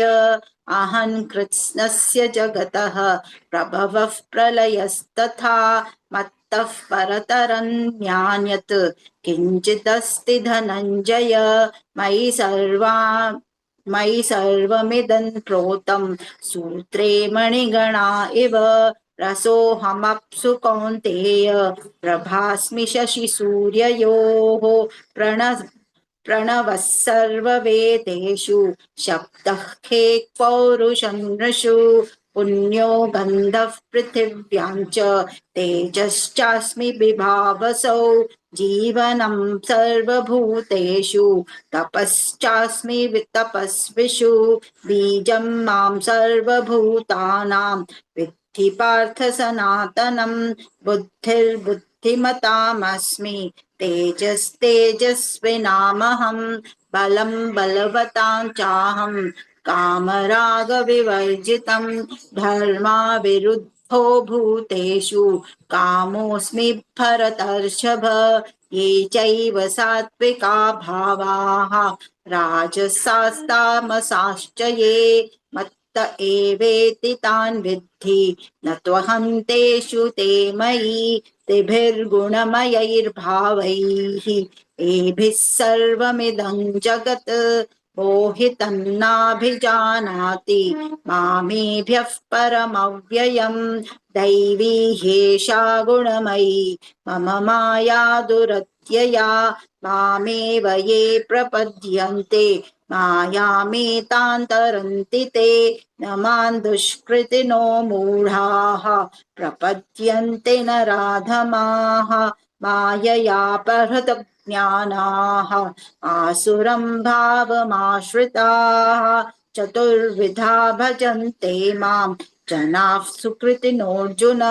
आर्तो जिज्ञासुरार्थार्थी ज्ञानी च भरतर्षभ। तेषां ज्ञाने नित्ययुक्तः एकभक्तिर्विशिष्यते। प्रियो हि ज्ञानिनोत्यर्थम् अहं स च मम प्रियः। उदाराः सर्व एवैते ज्ञानी त्वात्मैव मे मतम्। आस्थितः स हि युक्तात्मा मामेवानुत्तमां गतिम्। बहूनां जन्मनामन्ते ज्ञानवान् मां प्रपद्यते। वासुदेवः सर्वमिति स महात्मा सुदुर्लभः। कामस्तैस्तैर्हृतज्ञानाः प्रपद्यन्तेऽन्यदेवताः। तन्तन्नियममास्थाय प्रकृत्या नियता स्वया। यो यां यां तनुं भक्तः श्रद्धयार्चितुमिच्छति तस्य तस्याचलां श्रद्धां तामेव विदधाम्यहं। स तया श्रद्धया युक्तः तस्याराधनमीहते। लभते च ततः कामान् मयैव विहितानि तान्। अन्तवत्तु फलं तेषां तद्भवत् अत्यल्पमेधसां देवान्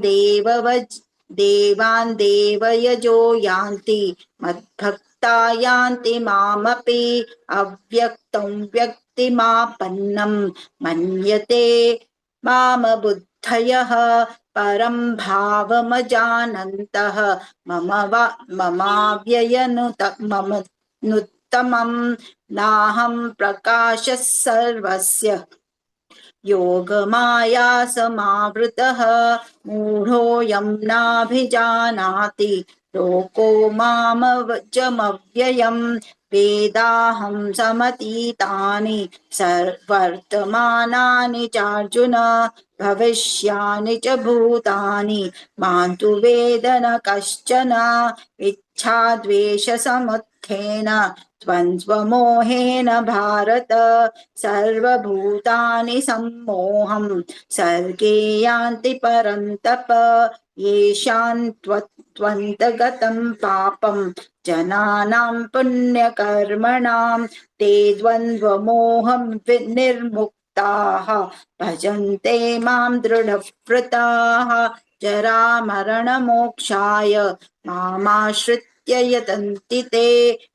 ब्रह्म तद्विदुः कृत्स्नम् अध्यात्मं कर्म चाखिलं साधिभूताधिदैवं मां साधियज्ञं च ये विदुः प्रयाणकालेऽपि च मां ते विदुर्युक्तचेतसः ॐ तत्सदिति श्रीमद्भगवद्गीतासु उपनिषत्सु ब्रह्मविद्यायां योगशास्त्रे श्रीकृष्णार्जुन संवादे ज्ञानविज्ञानयोगो नाम सप्तमोऽध्यायः। हरे कृष्णा कृष्ण कृष्ण कृष्ण हरे हरे हरे हरे राम राम राम हरे हरे हरे हरे हरे कृष्ण कृष्ण हरे कृष्ण कृष्ण हरे हरे हरे राम हरे राम राम राम हरे हरे।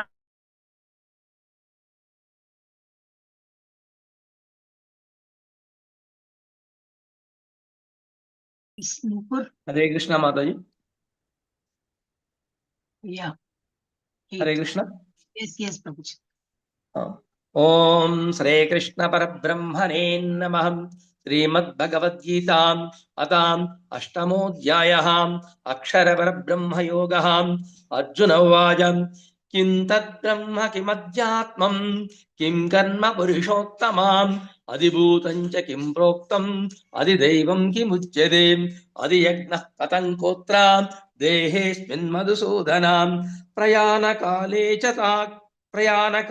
च गतं ज्ञेयोऽसि नियतात्मभिः श्रीभगवानुवाच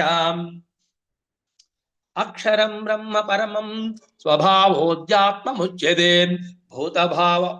भूतभावोद्भवकरो विसर्गः कर्म संहिता अधिभूतं क्षरो भावः पुरुषाश्चादिदैवतम् अधियज्ञोऽहमेवात्र देहे देहभृतां वराम् अन्तकाले च मामेव स्मरन्मुक्त्वा कलेवरं यः प्रयाति समद्भावं याति नास्त्यत्र संशयः यं यं वापि स्मरन् भावं त्यजत्यन्ते कलेवरम् तं तामेवैति कौन्तेय सदा तद्भावभाविताः तस्मात् सर्वेषु कालेषु मामनुस्मरयुध्य च मय्यार्पितमनो बुद्धिः मामे वैश्यश्च संशयः अभ्यासयोगयुक्तेन चेतसा नान्यगामिना परमं पुरुषं दिव्यं याति पार्थानुचिन्तयन् कविं पुराणमनुशासितारम् अनोरणीयान्तमनुस्मरेद्यः सर्वस्य दातारमचिन्त्य रूपम् आदित्यवर्णं तमसः परस्तात् प्रयाणकाले मनसा चलेन भक्त्या युक्तो योगबलेन चैव भ्रुवोर्मध्ये प्राणमावेश्य सम्यक् सतं वरं पुरुषमुपैति दिव्यम् यदक्षरं वेदविदो वदन्ति विशन्ति यद्यतयो वीतरागाः यदिच्छन्तो ब्रह्मचर्यं चरन्ति तत्ते पदं संग्रहेण प्रभक्ष्ये सर्वद्वाराणि संयम्य मनोहृदि निरुज्य च मूर्ध्याधायतात्मनः प्राणम् आस्थितो योगधारणम् ओमित्येकाक्षरं ब्रह्मा व्याहरान् मामनुस्मरन् यः प्रयाति त्यजन् देहं स याति परमां गतिम् अनन्यचेता सततं यो मां परति नित्यशां तस्याहं दुर्लभः पार्तां नित्ययुक्तस्य योगिनां मामुपेत्य पुनर्जन्म दुःखालयमशाश्वतं नाप्नुवन्ति महात्मनः संसिद्धिं परमां गताः आ ब्रह्मभुवनाल्लोकाः पुनरावर्तिनोऽर्जुना मामुपेत्य तु कौन्तेय पुनर्जन्म न विद्यते सहस्रयुगपर्यन्तम् आहार्यद्ब्राह्मणो विदुः रात्रिं युगसहस्रान्तं देहोरात्रविदो जनाः अव्यक्ताद्वयक्तः सर्वां प्रभवन् हरागमे नात्यागमे प्रलीयान्ते तत्रैवाव्यक्तसंज्ञके भूतग्रामस्य एवायं भूत्वा भूत्वा प्रलीयते प्रात्यागमे अवशः पार्तां प्रभवत्यहरागमे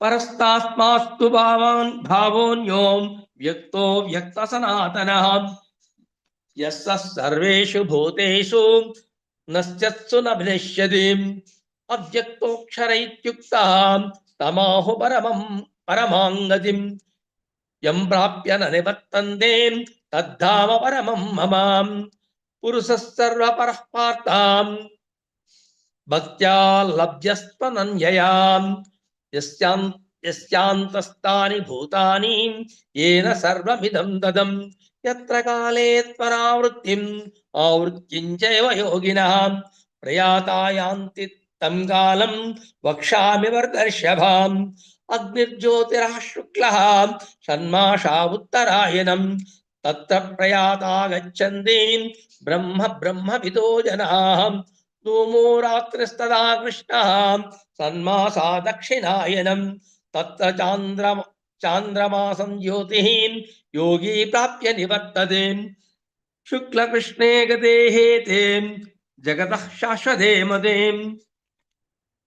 एकया यात्यनावृत्तिं नैते श्रुतिपार्ता जानान् योगी मुह्यते कश्चन तस्मात् सर्वेषु कालेषु योगयुक्तो भवार्जुन वेदेषु यज्ञेषु तपस्सु चैव दानेषु यत् पुण्यफलं प्रदिष्टम् अत्येतत्सर्वमिदं विदित्वा योगी परं तानमुपैति चाद्यम् ओम तत्सद् इति श्रीमद्भगवद्गीतासु उपनिषत्सु ब्रह्मविद्यायां योगशास्त्रे श्रीकृष्णार्जुन संवादे अक्षरपरब्रह्मयोगो नाम अष्टमोऽध्यायः। हरे कृष्ण कृष्ण कृष्ण हरे हरे हरे राम राम हरे हरे हरे कृष्णा कृष्ण कृष्ण हरे हरे हरे राम राम राम हरे हरे हरे हरे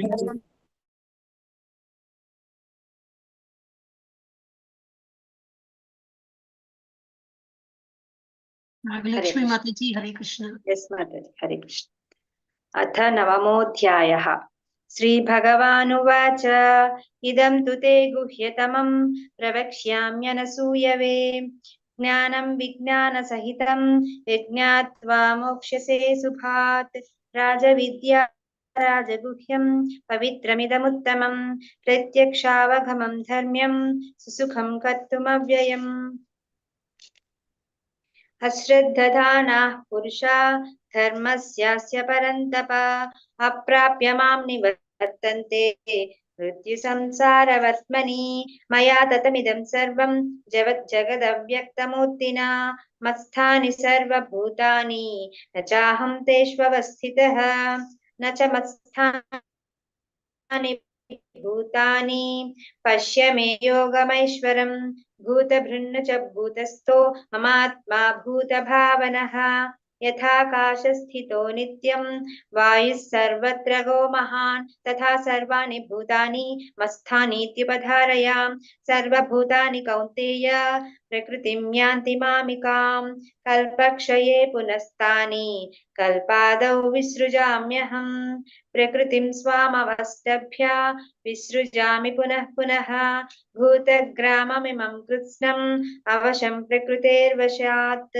न च मां तानि कर्माणि निबध्नन्ति धनञ्जय उदासीनवदासीनम् असक्तं तेषु कर्मसु मयाध्यक्षेण प्रकृतिः सूयते सचराचरम् हेतुनानेन कौन्तेय जगद्विपरिवर्तते अवजानन्ति मां मूढा मानुषीं तनुमाश्रितं परं भावमजानन्तो मम भूतमहेश्वरम् मोघाशामोघकर्माणो मोघज्ञानाविचेतसः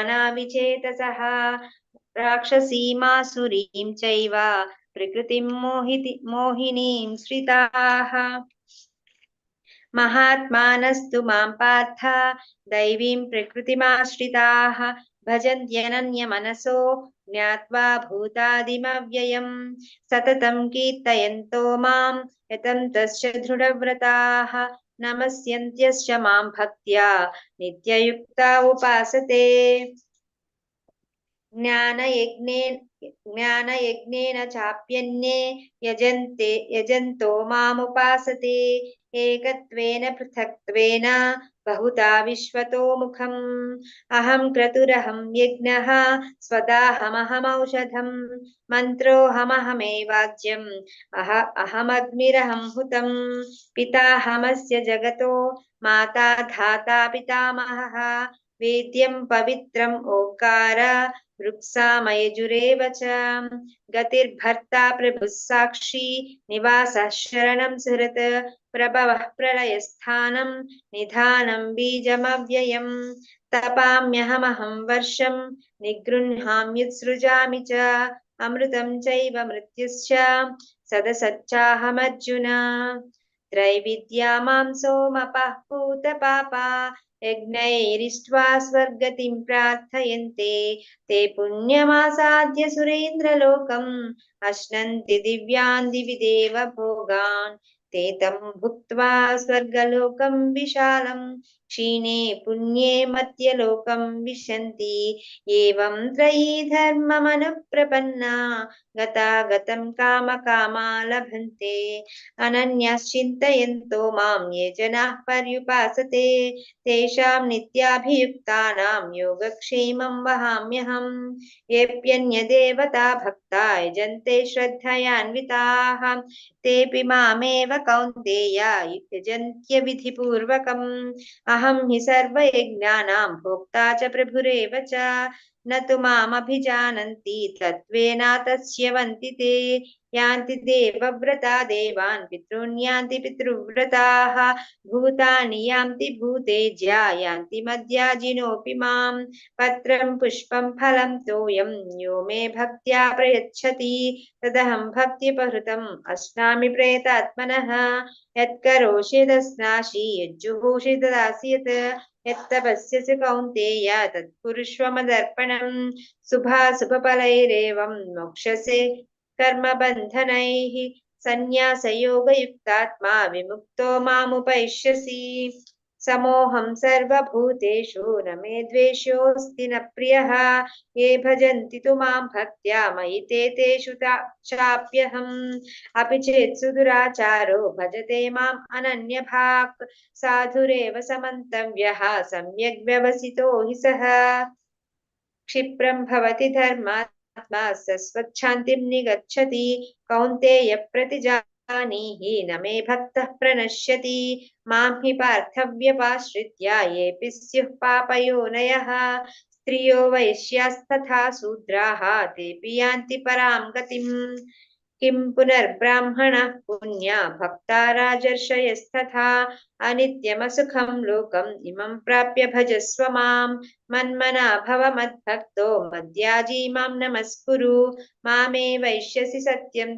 मामे वैश्यसि युक्त्वैवम् आत्मानं मत्परायणः ఓం తత్సదితి శ్రీమద్భగవద్గీతాసు ఉపనిషత్సు బ్రహ్మవిద్యాయాం యోగశాస్త్రే శ్రీకృష్ణార్జున సంవాదే రాజవిద్యా గుహ్యయోగో నామ నవమోऽధ్యాయः. హరే కృష్ణ కృష్ణ కృష్ణ హరే హరే, హరే రామ రామ రామ హరే రామ రామ హరే రామ హరే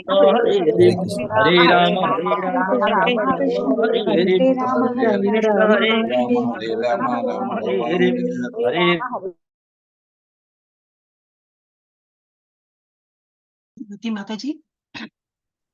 हाँ माताजी, शेयर करो। हरे कृष्ण।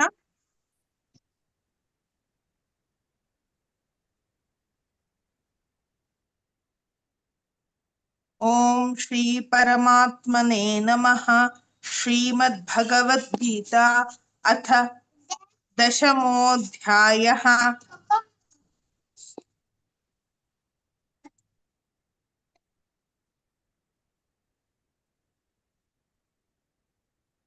कंटिन्यू माताजी। सुमति माताजी। हाँ, यस माताजी।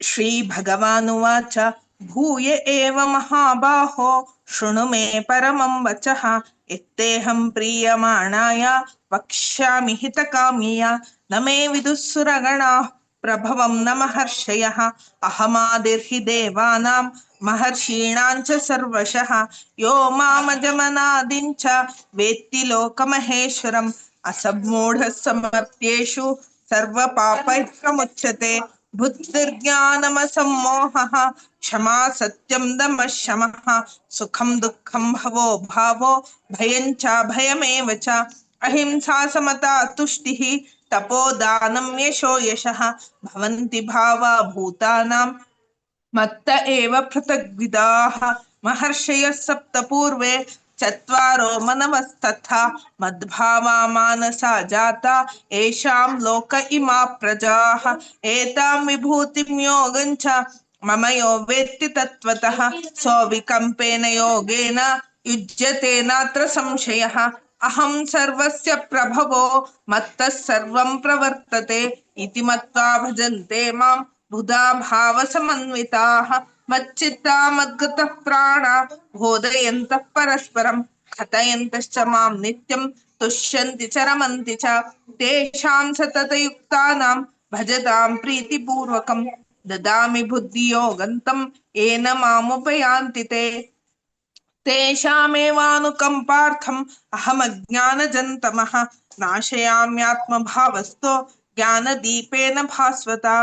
अर्जुन उवाच परं ब्रह्म परं धाम पवित्रं परमं भवान् पुरुषं शाश्वतं दिव्यम् आदिदेवमजं विभुम् आहुस्त्वां ऋषयः सर्वे देवर्षिर्नारदस्तथा असितो देवलो व्यासः स्वयं चैव ब्रवीषि मे सर्वमेतद्रुतं मन्ये यन्मां वदसि केशव न हि ते भगवन् व्यक्तिं विदुर्देवा न दानवाः स्वयमेवात्मनात्मानं वेत्थत्तं पुरुषोत्तम भूतभावन भूतेश देवदेव जगत्पते वक्तुमर्हस्य शेषेण दिव्या ह्यात्मविभूतयः याभिर्विभूतिभिर्लोकान् इमां स्वं व्याप्य तिष्ठसि कथं विद्यामहं योगिं त्वां सदा परिचिन्तयन् केषु केषु च भावेषु चिन्त्योऽसि भगवन्मया विस्तरेणात्मनो योगं विभूतिं च जनार्दन भूयः कथे तृप्तिर्हि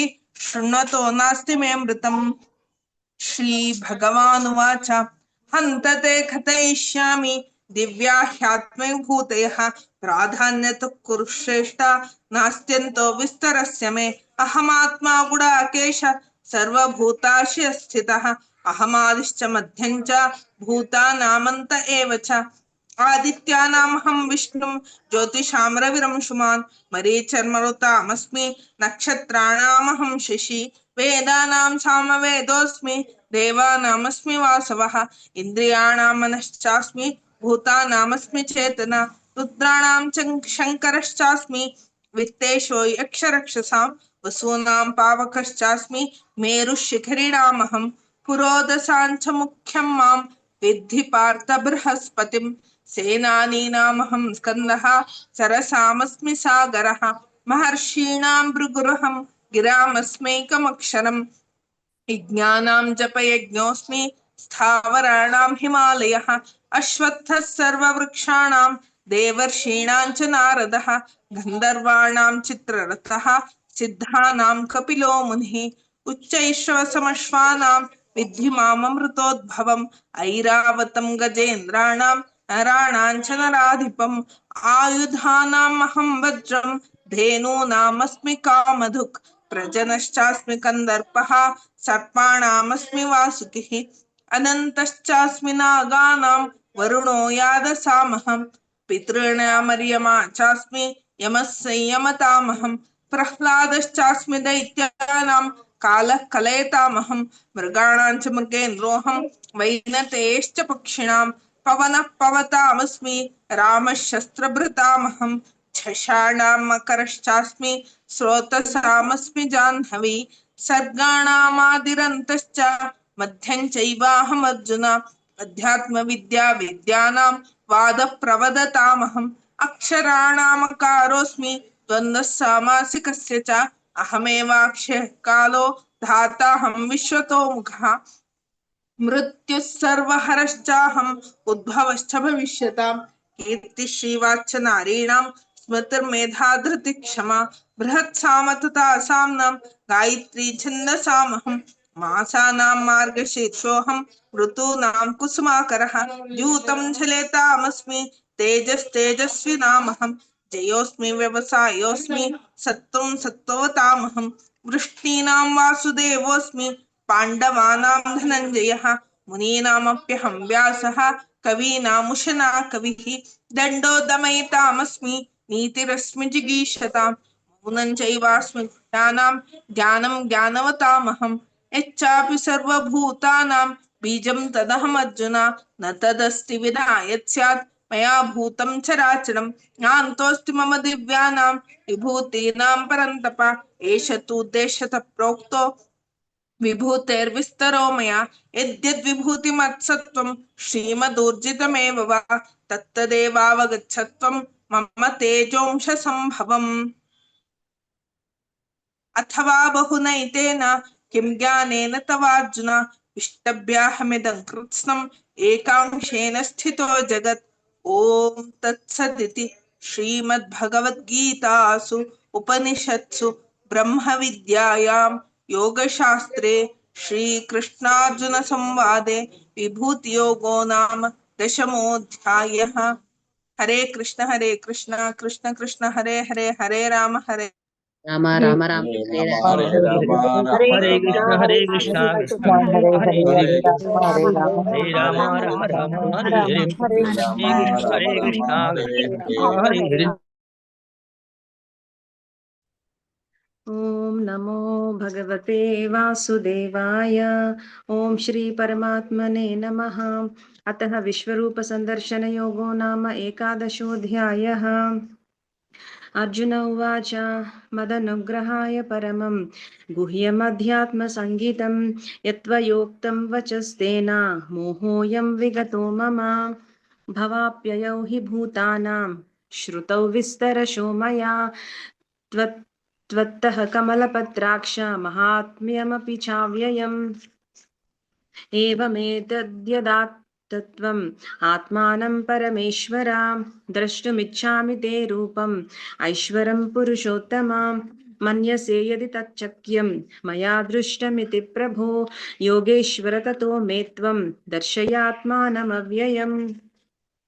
श्रीभगवानुवाच पश्य मे पार्थरूपाणि शतशोधसहस्रशः नानाविधानि दिव्यानि नानावर्णाकृतीनि च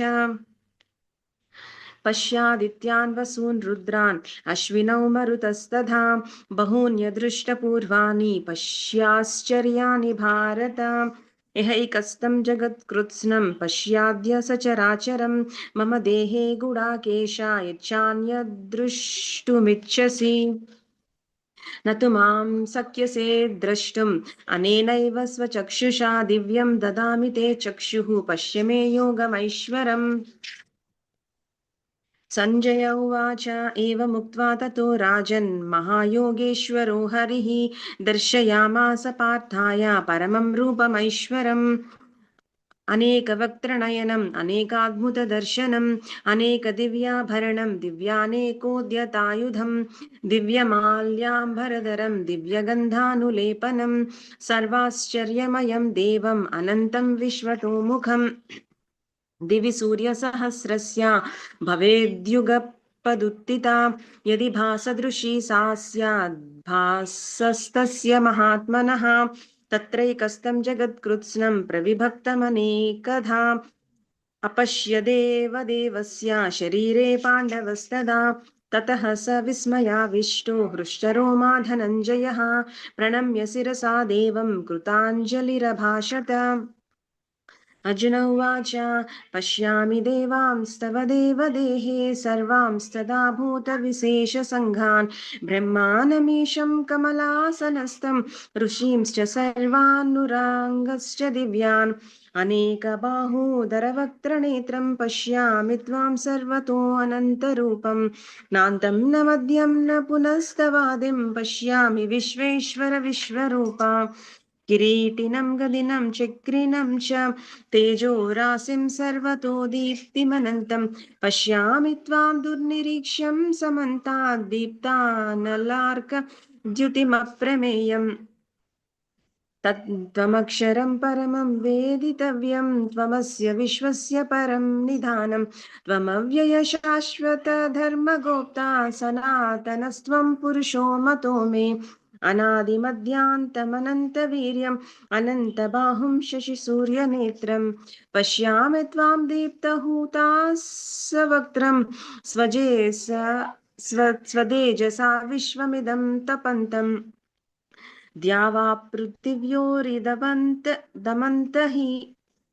द्यावा पृथिव्योरिदमन्तरं हि व्याप्तं त्वयैकेन दिशश्च सर्वाः दृष्ट्वाद्भुतं रूपमुग्रं तवेदं लोकत्रयं प्रव्यदितं महात्माम् अमीहि त्वां सुरसङ्घा विशन्ति केचिद्भीता प्राञ्जलयो गृह्णन्ति स्वस्तीत्युक्त्वा महर्षिद्सङ्घाः स्तुवन्ति त्वां स्तुतिभिः पुष्कलाभिः रुद्रादित्या वसवो ये च साध्या विश्वेस्विनो मरुतश्चोष्मपाश्च गन्धर्वयक्षासुरसिद्धसङ्घा वीक्षन्ते त्वां विस्मिताश्चैव सर्वे रूपं महत्ते बहुवक्त्रनेत्रं महाबाहो बहुबाहुरुपादम् बहूदरं बहुदंष्ट्राकरालं दृष्ट्वा लोकाः प्रव्यदितास्तदाहम् नभः स्पृशं दीप्तमनेकवर्णं व्याताननं दीप्तविशालनेत्रं दृष्ट्वा हि त्वां प्रव्यदितान्तरात्मा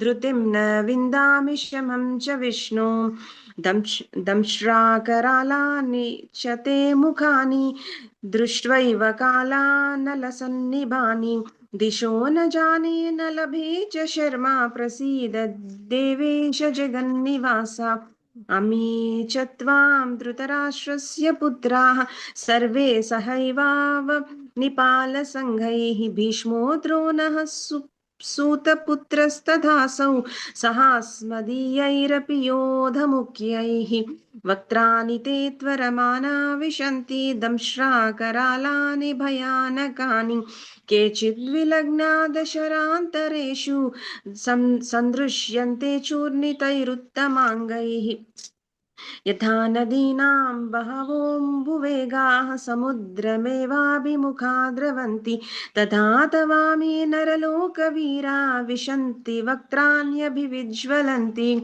यथा प्रदीप्तं ज्वलनं पतङ्गा विशन्ति नाशाय समृद्धवेगाः तथैव नाशाय विशन्ति लोकास्तवापि वक्त्राणि समृद्धवेगाः लेलीह्यसे ग्रसमानः समन्ताल्लोकान् समग्रान् वदनैज्ज्वलद्भिः तेजोभिरापूर्य जगत्समग्रं भासस्तवोग्राः प्रतपन्ति विष्णो आख्याहि मे को भवानुग्ररूपो नमोऽस्तु ते देववर प्रसीद विज्ञातुमिच्छामि भवन्तमाद्यं न हि प्रजानामि तव प्रवृत्तिं श्रीभगवानुवाच कालोऽस्मि लोकक्षयकृत् प्रवृद्धो लोकान् समाहर्तुमिह प्रवृत्तः ऋतेऽपि त्वां न भविष्यन्ति सर्वे योऽवस्थिताः प्रत्यनिकेषु योधाः तस्मात् त्वमुत्तिष्ठ यशो लभस्वे जित्वा शत्रुन् भुङ्क्ष्य राज्यं समृद्धं मयैव ते विहताः पूर्वमेवानिमित्तमात्रं भव सव्यसाचन् द्रोणं च भीष्मं च जयद्रथं च कर्णं तदान्यानपि योधवीरान् मया हतां त्वं जहिमा व्यधिष्ठा युध्यस्व ते जेतासि रणे सपत्नान् संजय उवाच एतच्छ्रुत्वा वचनं केशवस्य कृताञ्जलिः वेपमान किरीटी नमस्कृत्वा भूय एवाह कृष्णं सदद्गदं भीतः प्रणम्य अर्जुन उवाच स्थाने हृषीकेश तव प्रकीर्त्या जगत्प्रहृष्यत्यनुरज्यते च रक्षांसि भीतानि दिशो द्रवन्ति सर्वे नमस्यन्ति च सिद्धसङ्गाः कस्माच्च तेन न मेरन्महात्मन् गरीयसे ब्रह्मणोऽप्यादिकर्त्रे अनन्तदेवेश जगन्निवासा सत्तत्परं यत् त्वमादिदेवः पुरुषः पुराणः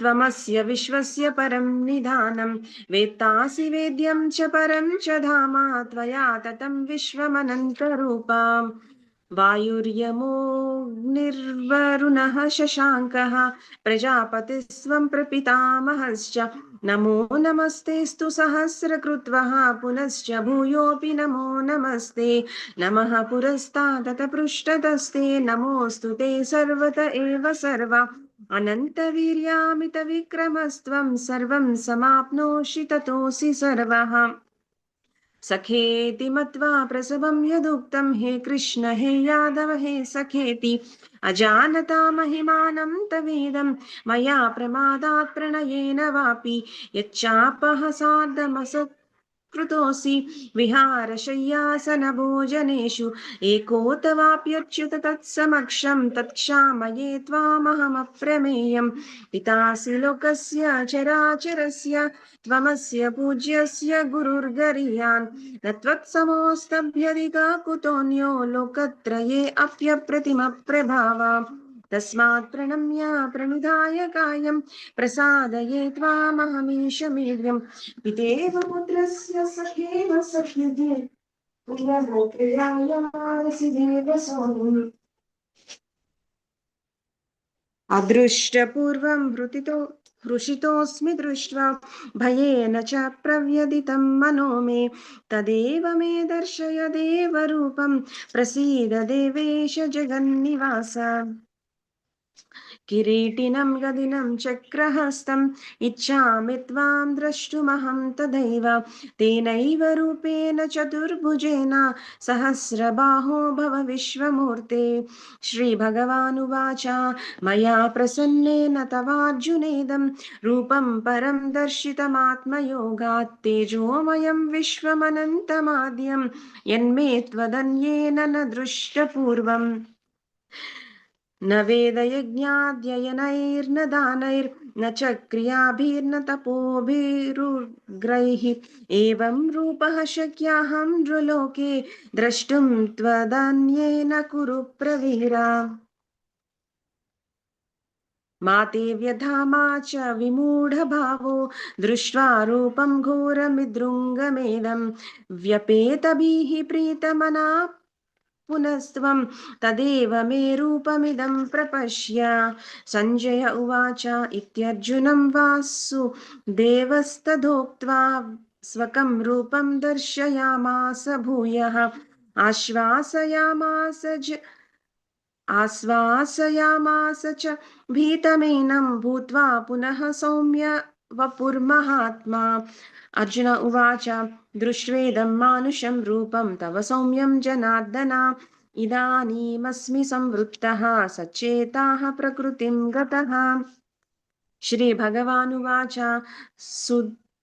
सुदुर्दर्शमिदं रूपं दृष्टवानपि यन्मम देवा अप्यस्य रूपस्य नित्यं दर्शनकाङ्क्षिणः। नाहं वेदैर्न तपसा न दानेन न चेज्यया शक्य एवं विदो द्रष्टुं दृष्टवानपि मां यथा भक्त्या त्वनन्यया शक्या अहमेवं विदोऽर्जुन ज्ञातुं द्रष्टुं च तत्त्वेन प्रवेष्टुं च परन्तप। मत्कर्म कृन्मत्परमो मद्भक्तः सङ्गवर्जितः निर्वैरः सर्वभूतेषु यः स मामेति पाण्डव। ॐ तत्सदिति श्रीमद्भगवद्गीतासु उपनिषत्सु ब्रह्मविद्यायां योगशास्त्रे श्रीकृष्णार्जुनसंवादे विश्वरूपसन्दर्शनयोगो नाम एकादशोऽध्यायः। सर्वं श्रीकृष्णार्पणमस्तु। हरे कृष्णा कृष्णा कृष्णा राम हरे राम हरे राम हरे राम श्री राम राम राम हरे हरे हरे हरे कृष्णा कृष्ण कृष्ण हरे हरे राम हरे राम राम राम राम हरे हरे हरे हरे हरे हरे कृष्ण हरे हरे कृष्ण। हरे कृष्ण माता। You're taking up. यस माता जी। ॐ नमो भगवते वासुदेवाय। ॐ श्री परमात्मने नमः। अतः भक्तियोगो नाम द्वादशोऽध्यायः। अर्जुन उवाच एवं सततयुक्ता ये भक्तास्त्वां पर्युपासते ये चाप्यक्षरमव्यक्तं तेषां के योगवित्तमाः। श्रीभगवानुवाच मय्यावेश्य मनो ये मां नित्ययुक्ता उपासते श्रद्धया परयोपेताः ते मे युक्ततमा मताः। ये त्वक्षरमनिर्देश्यम् अव्यक्तं पर्युपासते सर्वत्र गमचिन्त्यं च कूटस्थमचलं ध्रुवं सन्नियम्येन्द्रियग्रामं सर्वत्र समबुद्धयः ते प्राप्नुवन्ति मामेव सर्वभूतहिते रताः। क्लेशोऽधिकतरस्तेषाम् अव्यक्तासक्तचेतसाम् अव्यक्ता हि गतिर्दुःखं देहवद्भिरवाप्यते ये तु सर्वाणि कर्माणि मयि सन्न्यस्य मत्पराः अनन्येनैव योगेन मां ध्यायन्त उपासते तेषामहं समुद्धर्ता मृत्युसंसारसागरात् भवामि न चिरात् पार्थ मय्यावेशितचेतसाम् मय्येव मन आदत्स्व मयि बुद्धिं निवेशय निवसिष्यसि मय्येव अत ऊर्ध्वं न संशयः। अथ चित्तं समाधातुं न शक्नोषि मयि स्थिरम् अभ्यासयोगेन ततो मामिच्छाप्तुं धनञ्जय अभ्यासेऽप्यमसर्तोऽसि मत्कर्म परमो भव मदर्थमपि कर्माणि कुर्वन् सिद्धिमवाप्स्यसि अधैतदप्यशक्तोऽसि कर्तुं मद्योगमाश्रितः सर्वकर्मफलत्यागं ततः कुरु यतात्मवान् श्रेयो हि ज्ञानमभ्यासात् ज्ञानात् ध्यानं विशिष्यते ध्यानात् कर्मफलत्यागः त्यागात् शान्तिरनन्तरम् अद्वेष्टा सर्वभूतानां मैत्रः करुण एव च निर्ममो निरहङ्कारः समदुःखः सुखक्षमी सन्तुष्टः सततं योगी यतात्मा दृढनिश्चयः मय्यर्पितमनो बुद्धिः यो मद्भक्तः स मे प्रियः यस्मान्नो द्विजते लोको लोकान्नो द्विजते च यः हर्षामर्षभयोद्वेगैः मुक्तो यः स च मे प्रियः अनपेक्षसुचिर्दक्षा उदासीनो गतव्यतः सर्वारम्भपरित्यागी यो मद्भक्तः स मे प्रियः यो न हृष्यति न द्वेष्टि न शोचति न काङ्क्षति शुभाशुभपरित्यागी भक्तिमान् यः स मे प्रियः समशत्रौ च मित्रे च तथा मानापमानयोः शीतोष्णसुखदुःखेषु समसङ्गविवर्जितः तुल्यनिन्दास्तुतिर्मौनी सन्तुष्टो येन केनचित् अनिकेतः स्थिरमतिः भक्तिमान् मे प्रियो नरः ये तु धर्मामृतमिदं यथोक्तं पर्युपासते श्रद्धधाना मत्परमा भक्तास्तेतीव मे प्रियाः ओम तत्सदिति श्रीमद्भगवद्गीतासु उपनिषत्सु ब्रह्मविद्यायां योगशास्त्रे श्रीकृष्णार्जुनसंवादे भक्तियोगो नाम द्वादशोऽध्यायः। सर्वं श्रीकृष्णार्पणमस्तु। हरे कृष्णा कृष्णा कृष्णा हरे हरे, हरे राम राम हरे राम राम राम हरे हरे, हरे कृष्ण कृष्ण कृष्ण हरे हरे, हरे राम राम राम हरे हरे, हरे कृष्ण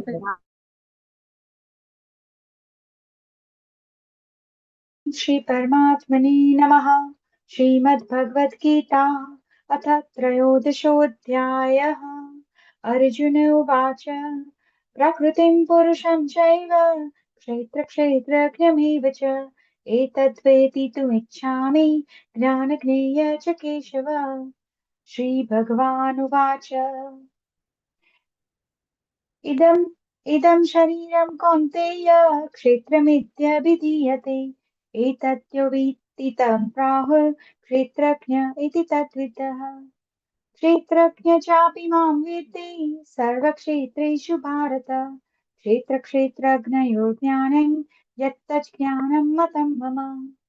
तत्तक्षेत्रं तत्तक्षेत्रं यच्च यादच्च यद्विकारि यतश्च यत् स च यो यत्प्रभावश्च तत्समासेन मे शृणु। ऋषिभिर्बहुधा गीतं छन्दोभिर्विविधैः पृथक् ब्रह्मसूत्रपदैश्चैव हेतुमिद्धि विनिश्चितैः। महाभूतान्यहङ्कारो बुद्धिरव्यक्तमेव च इन्द्रियाणि दशैकञ्च पञ्चचेन्द्रियगोचरः।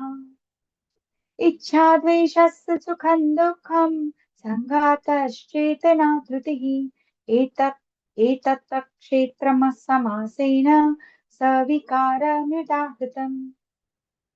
अमानवित्वमदत्वित्वम् अहिंसा क्षान्तिराजवम् आचार्योपासनं शौचं स्थैर्यमात्मनविनिग्रहः। इन्द्रियार्थेषु वैराग्यम् अनहङ्कार एव च जन्ममृत्युजराव्याधि दुःखदोषानुदर्शनम्। असक्तिर्नरभिक्षङ्गः पुत्रदारगृहादिषु नित्यं च समचित्तत्वम् इष्टानिष्टोपपत्तिषु। मयि चानन्ययोगेन भक्तिरव्यभिचारिणी विविक्तदेशसेवित्वम् अरतिर्जन्म संसदि। अध्यात्मज्ञाननित्यत्वम् तत्त्वज्ञानार्थदर्शनम् एतज्ज्ञानमिति प्रोक्तम् अज्ञानं यदतोऽन्यथा। ज्ञेयं यत्तत् प्रवक्ष्यामि यज्ञात्वामुतमश्रुते अनादिमत्परं ब्रह्म न सत्तन्नासदुच्यते। सर्वतः प्रणिपादन्तः सर्वतोक्षिशिरोमुखम् सर्वतः श्रुतिमल्लोके सर्वमावृत्य तिष्ठति। सर्वेन्द्रियगुणाभासं सर्वेन्द्रियविवर्जितम् असक्तं सर्वभूतैवं निर्गुणं गुणभोक्तृ च। बहिरन्तश्च भूतानाम् अचरञ्चरमेव च सूक्ष्मत्वात् तदविज्ञेयं दूरस्थं चान्तिके च तत्। अविभक्तं च भूतेषु विभक्त्यमिव च स्थितम् भूतभर्तृ च तज्ज्ञेयं ग्रसिष्णु प्रभविष्णु च। ज्योतिषामपि तज्ज्योतिस्तमसा परमुच्यते ज्ञानं ज्ञेयं ज्ञानगम्यं हृदि सर्वस्य विष्ठितम्। इति क्षेत्रं तथा ज्ञानं ज्ञेयं चोक्तं समासतः मद्भक्त एतद्विज्ञाय मद्भावायोपपद्यते। प्रकृतिं पुरुषं चैव विद्यनादियुभावपि विकारांश्च गुणाश्चैव विद्धि प्रकृतिसम्भवान्। कार्यकरणकर्तृत्वे हेतुः प्रकृतिरुच्यते पुरुषः सुखदुःखानां भोक्तृत्वे हेतुरुच्यते। पुरुषः प्रकृतिस्थो हि भुक्ते प्रकृतिजान् गुणान् कारणं गुणसङ्गोऽस्य सदसत्यो निजन्मसु उपद्रष्टानुमन्ता च भर्ता भोक्ता महेश्वर परमात्मेति चाप्युक्तो देहेऽस्मिन् पुरुषः परः य एवं वेति पुरुषं प्रकृतिं च गुणैः सह सर्वथा वर्तमानोऽपि न स भूयोऽभिजायते ध्यानेनात्मनि पश्यन्ति केचिदात्मनामात्मना अन्ये साङ्ख्येन योगेन कर्मयोगेन चापरे अन्ये त्वेत्त्वमजानन्तः श्रुत्वान्येभ्य उपासते तेऽपि चातितरन्त्येव मृत्युं श्रुतिपरायणा यावत् स जायते किञ्चित् सत्त्वं स्थावरजङ्गमम् क्षेत्रक्षेत्रज्ञसंयोगात् तद्विद्धि भरतर्षभ समं सर्वेषु भूतेषु तिष्ठन्तं परमेश्वरं विनश्यतस्व विनश्यन्तं यः पश्यति स पश्यति समं पश्यन् हि सर्वत्र समवस्थितमीश्वरं न हि स्त्यात्मनामात्मानं ततो याति परां गतिम् प्रकृत्यैव च कर्माणि क्रियमाणानि सर्वशः यः पश्यन्ति तथात्मानम् अकर्तारं स पश्यति यदा भूतपृथग्भावम् एकस्थमनुपश्यति तत् एव च विस्तारं ब्रह्म सम्पद्यते तदा अनादित्वा निर्गुणत्वात् परमात्मायमव्ययः शरीरस्थोऽपि कौन्तेय न करोति न लिप्यते यथा स्वर्गतमक्षोक्ष्म्यात् आकाशन्नोपलिप्यते सर्वत्रावस्थितो देहे तथात्मानोपलिप्यते यथा प्रकाशयत्येकः कृत्स्नलोकमिमं रविः क्षेत्रं क्षेत्री तथा कृत्स्नं प्रकाशयति भारत क्षेत्रक्षेत्रज्ञयोरेवम् अन्तरं ज्ञानचक्षुषा भूतप्रकृतिमोक्षादं ये विदुर्ज्ञाति ये परम् ॐ तत्सदिति श्रीमद्भगवद्गीतासु उपनिषत्सु ब्रह्मविद्यायां योगशास्त्रे श्रीकृष्णार्जुनसंवादे क्षेत्रक्षेत्रज्ञविभागयोगो नाम त्रयोदशोऽध्यायः ॐ श्रीकृष्णार्पणमस्तु श्रीकृष्णार्पणमस्तु श्रीकृष्णार्पणमस्तु हरे कृष्णा कृष्णा कृष्णा हरे हरे हरे राम हरे कृष्ण राम हरे हरे हरे कृष्ण हरे हरे कृष्ण कृष्ण कृष्ण कृष्ण कृष्ण हरे हरे हरे हरे हरे राम हरे राम हरे राम राम हरे राम राम हरे हरे हरे हरे हरे हरे कृष्ण कृष्ण हरे हरे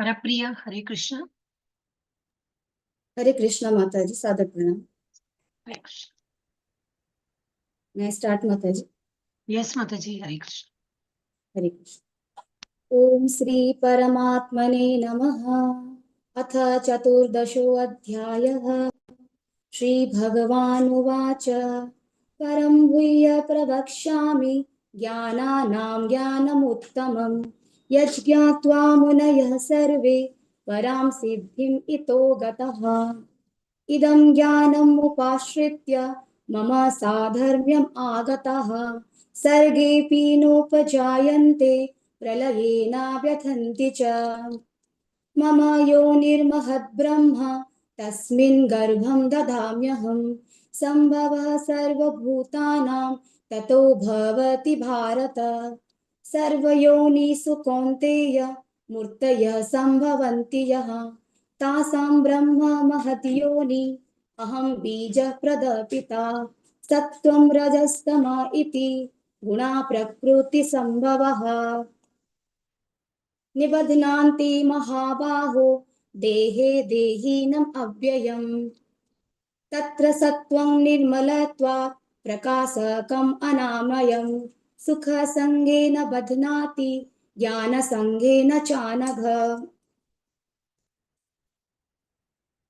रजोरागात्मकं विद्धि तृष्णासङ्गसमुद्भवं तन्निबध्नाति कौन्तेय कर्मसङ्गेन देहिनम् तमस्त्वज्ञानजं विद्धि मोहनं सर्वदेहिनां प्रमादालस्य निद्राभिः तन्निबध्नाति भारत सत्त्वं सुखे सञ्जयति रज कर्माणि भारत ज्ञानम् आवृत्य तु तमः प्रमादे सञ्जयत्युत रजस्तमश्च विभूय सत्त्वं भवति भारत रजसत्त्वं तमश्चैव तमः सत्त्वं रजस्तथा सर्वद्वारेषु देहेऽस्मिन् प्रकाश उपजायते ज्ञानं यदा तदा विद्यात् विवृद्धं सत्त्वम् इत्युत लोभ प्रवृत्तिरारम्भ कर्मणाम् असमः स्पृहा राजस्येतानि जायन्ते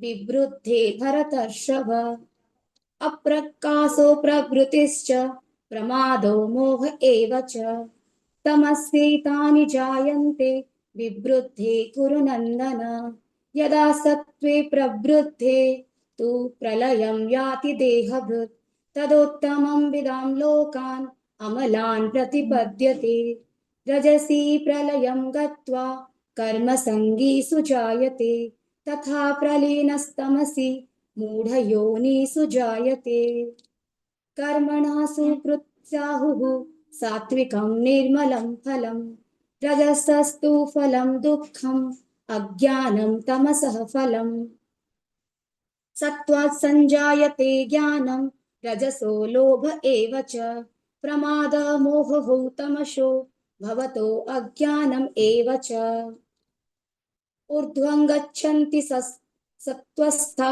मध्ये तिष्ठन्ति राजसः जघन्यगुणवृत्तिस्था अधो गच्छन्ति तामसः नान्यं गुणेभ्यः कर्तारं यदा द्रष्टानुपश्यति गुणेभ्यश्च परं वेत्ति मद्भावं सोऽधिगच्छति गुणानेतानतीत्यत्रिन् देहि देहः समुद्भवान् जन्म मृत्यु जरा दुःखे विमुक्तो मृत अश्नुते कैर्लिङ् अर्जुन उवाच कैर्लिङ्गेन स्त्रीन् गुणानेतान् अतीतो भवति प्रभु किमाचारः कथं चेतान् त्रीन् गुणान् अतिवर्तते श्रीभगवानुवाच प्रकाशं च प्रवृत्तिं च मोहम् एव च पाण्डव न द्वेष्टि सम्प्रवृत्तानि न निवृत्तानि काङ्क्षति उदासीनवदासीनो गुणैर्याना विचाल्यते गुणा वर्तन्ते इत्येवं योऽवतिष्ठति निङ्गते समदुःखसुखस्वस्थः समलोष्टास्मकाञ्चनः तुल्यप्रिया प्रियो धीरः तुल्यनिन्दात्मसंस्तुतिः मानापमानयस्तुल्य तुल्यमित्रारिपक्षयोः सर्वारम्भ परित्यागी गुणातीतः स उच्यते मां चोऽव्यभिचारेण भक्त्यो योगेन सेवते स गुणान् समतीत्येतान् ब्रह्म भूयाय कल्पते ब्रह्मणो हि प्रतिष्ठाहम् अमृतस्याव्ययस्य च शाश्वतस्य च धर्मस्य सुखस्यैकान्तिकस्य च ॐ तत्सत् इति श्रीमद्भगवद्गीतासु उपनिषत्सु ब्रह्मविद्यायां योगशास्त्रे श्रीकृष्णार्जुनसंवादे गुणत्रयविभागयोग नाम 14 अध्यायः। ॐ श्रीकृष्णार्पणमस्तु। हरे कृष्ण हरे कृष्ण कृष्ण हरे हरे राम हरे राम राम राम हरे हरे हरे कृष्ण हरे कृष्ण कृष्ण हरे हरे हरे राम राम राम हरे हरे हरे कृष्ण कृष्ण हरे हरे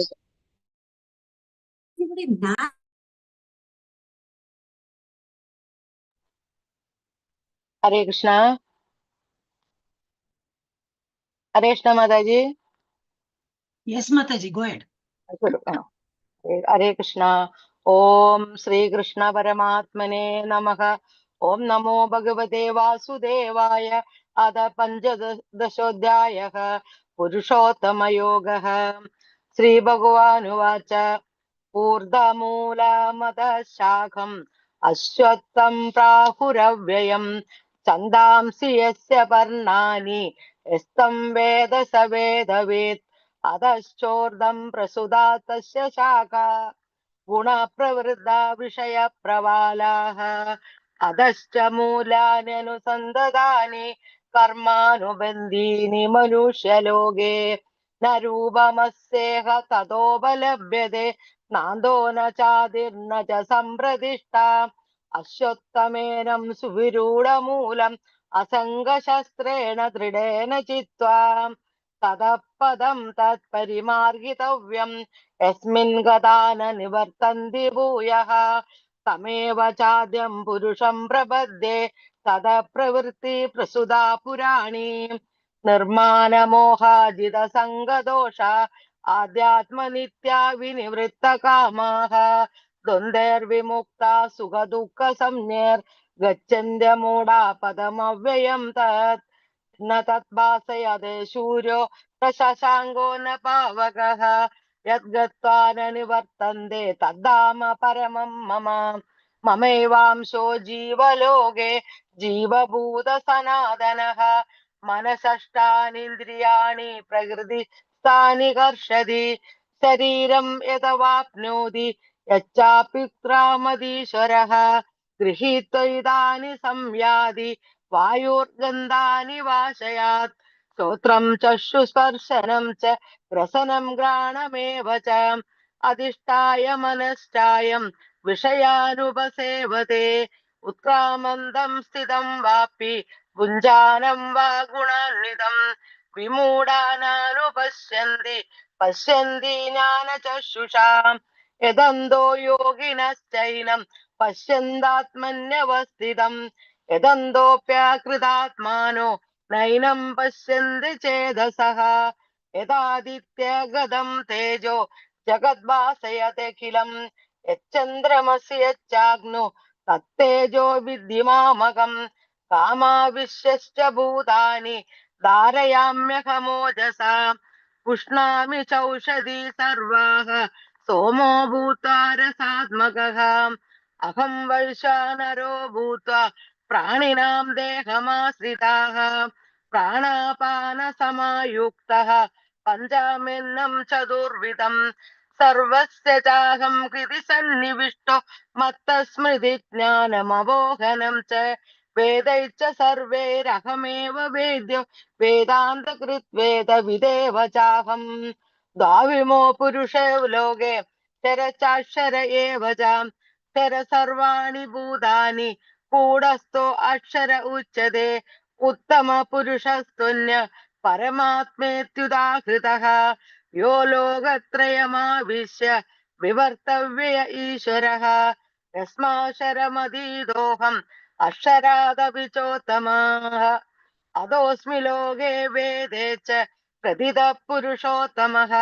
यो मामेवमसम्मूढो जानाति पुरुषोत्तमं स सर्वविद् भजति मां सर्वभावेन भारत। इति गुह्यतमं शास्त्रम् इदमुक्तं मया नघ एतद्बुद्ध्वा बुद्धिमान् स्यात् कृतकृत्यश्च भारत। ओम सत्सत् इति श्रीमद्भगवद्गीतासु उपनिषत्सु ब्रह्म विद्यायां योगशास्त्रे श्रीकृष्णार्जुन संवादे पुरुषोत्तम योगो नाम पंचदशोऽध्यायः। हरे कृष्णा कृष्ण कृष्ण हरे हरे हरे राम हरे राम राम राम हरे राम हरे हरे हरे हरे कृष्ण कृष्ण हरे कृष्ण कृष्ण हरे हरे हरे कृष्ण हरे राम राम हरे राम हरे हरे।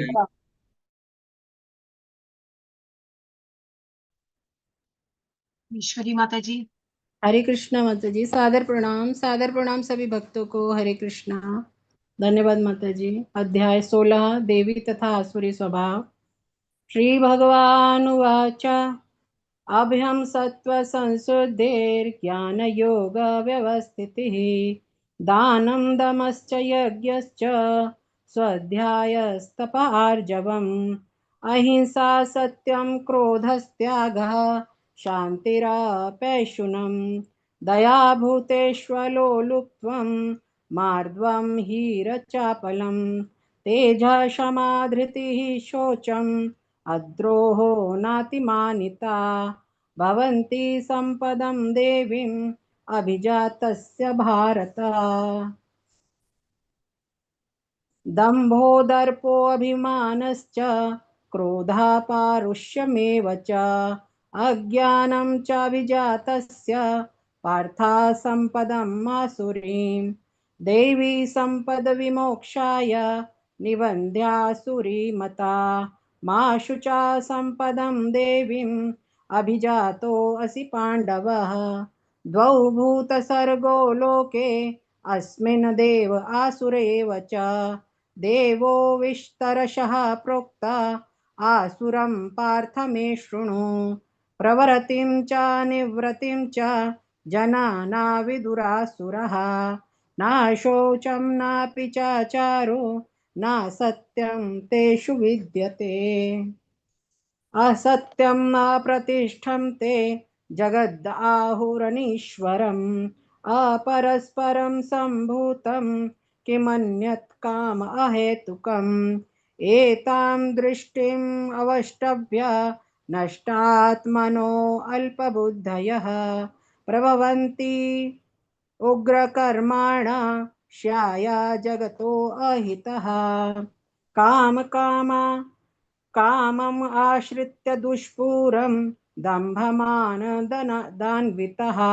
मोहाद् गृहीत्वाद्वास्त्रग्राहान् प्रवर्तन्ते अशुचिव्रतः चिन्तां परिमेयां च प्रलयान्तामुपाश्रितः कामोपभोगपरमा एतावदति निश्चितः आशापाशशतैर्बद्धा कामक्रोधपरायणः इहन्ते कामभोगार्थम् अन्यायेनार्थसञ्जयान् यमध्या मया लब्धमिमं प्राप्स्यसे मनोरथम् इदम् अस्तीदमपि मे भविष्यति पुनर्धनम् असौ मया हता शत्रून् अनिश्चया चापरानपि ईश्वरोऽहम् भोगी सिद्धोऽहम् बलवान् सुखी आढयोऽभिजन्वानस्मि को अन्यो अस्ति सदृशो मया यक्षये दास्यामि मोदिष्य इति ज्ञानविमोहितः अनेकचित्तविभ्रान्ता मोहजालसमावृतः प्रसक्ताः कामभोगेषु पतन्ति नरके अशुचौ आत्मसम्भाविता स्तब्धा धनमानमदान्वितः यजन्ते नाम यज्ञस्ते दम्भेन विधिपूर्वकम् अहङ्कारं बलं दर्पं कामं क्रोधं च संश्रितः मामातं परदेहेषु प्रदिश्यन्तो अभयसूयकः तानहं दिशतः क्रूरान् संसारेषु नराधमान् क्षिपामि अजस्रम् अशुभान् आसुरिषु एव योनिषु आसुरीं योनिम् आपन्ना मूढा जन्मनि जन्मनि मामप्राप्येव कौन्तेय ततो यान्त्यधमां गतिम् त्रिविधं नरकस्य येदं द्वारं नाशन्नमात्मनः कामः क्रोधस्तथा लोभस्तस्मादेतत्त्रयं त्यजेत् एतैर्विमुक्तः कौन्तेय तमोद्वारैस्त्रिभिर्नरः आचरत्यात्मनः श्रेयस्ततो याति परां गतिम् यः शास्त्रविधिमुत्सृज्य वर्तते कामकारतः न सा सिद्धिम् अवाप्नोति न सुखं न परां गतिम् तस्मात् शास्त्रं प्रमाणं ते कार्याकार्याव्यवस्थितौ ज्ञात्वा शास्त्रविधानोक्तं कर्म कर्तुम् इह अर्हसि। इस प्रकार श्रीमद् भागवत गीता के 16वें अध्याय देवी तथा आसुरी स्वभाव का भक्ति वेदांत तात्पर्य पूर्ण हुआ। हरे कृष्णा कृष्ण कृष्णा हरे हरे राम हरे राम राम राम हरे हरे हरे कृष्णा कृष्ण कृष्ण हरे हरे हरे राम राम राम हरे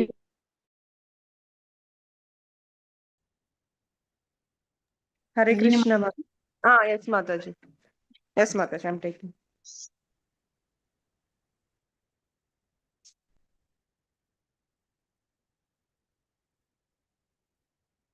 ॐ नमो भगवते वासुदेवाय।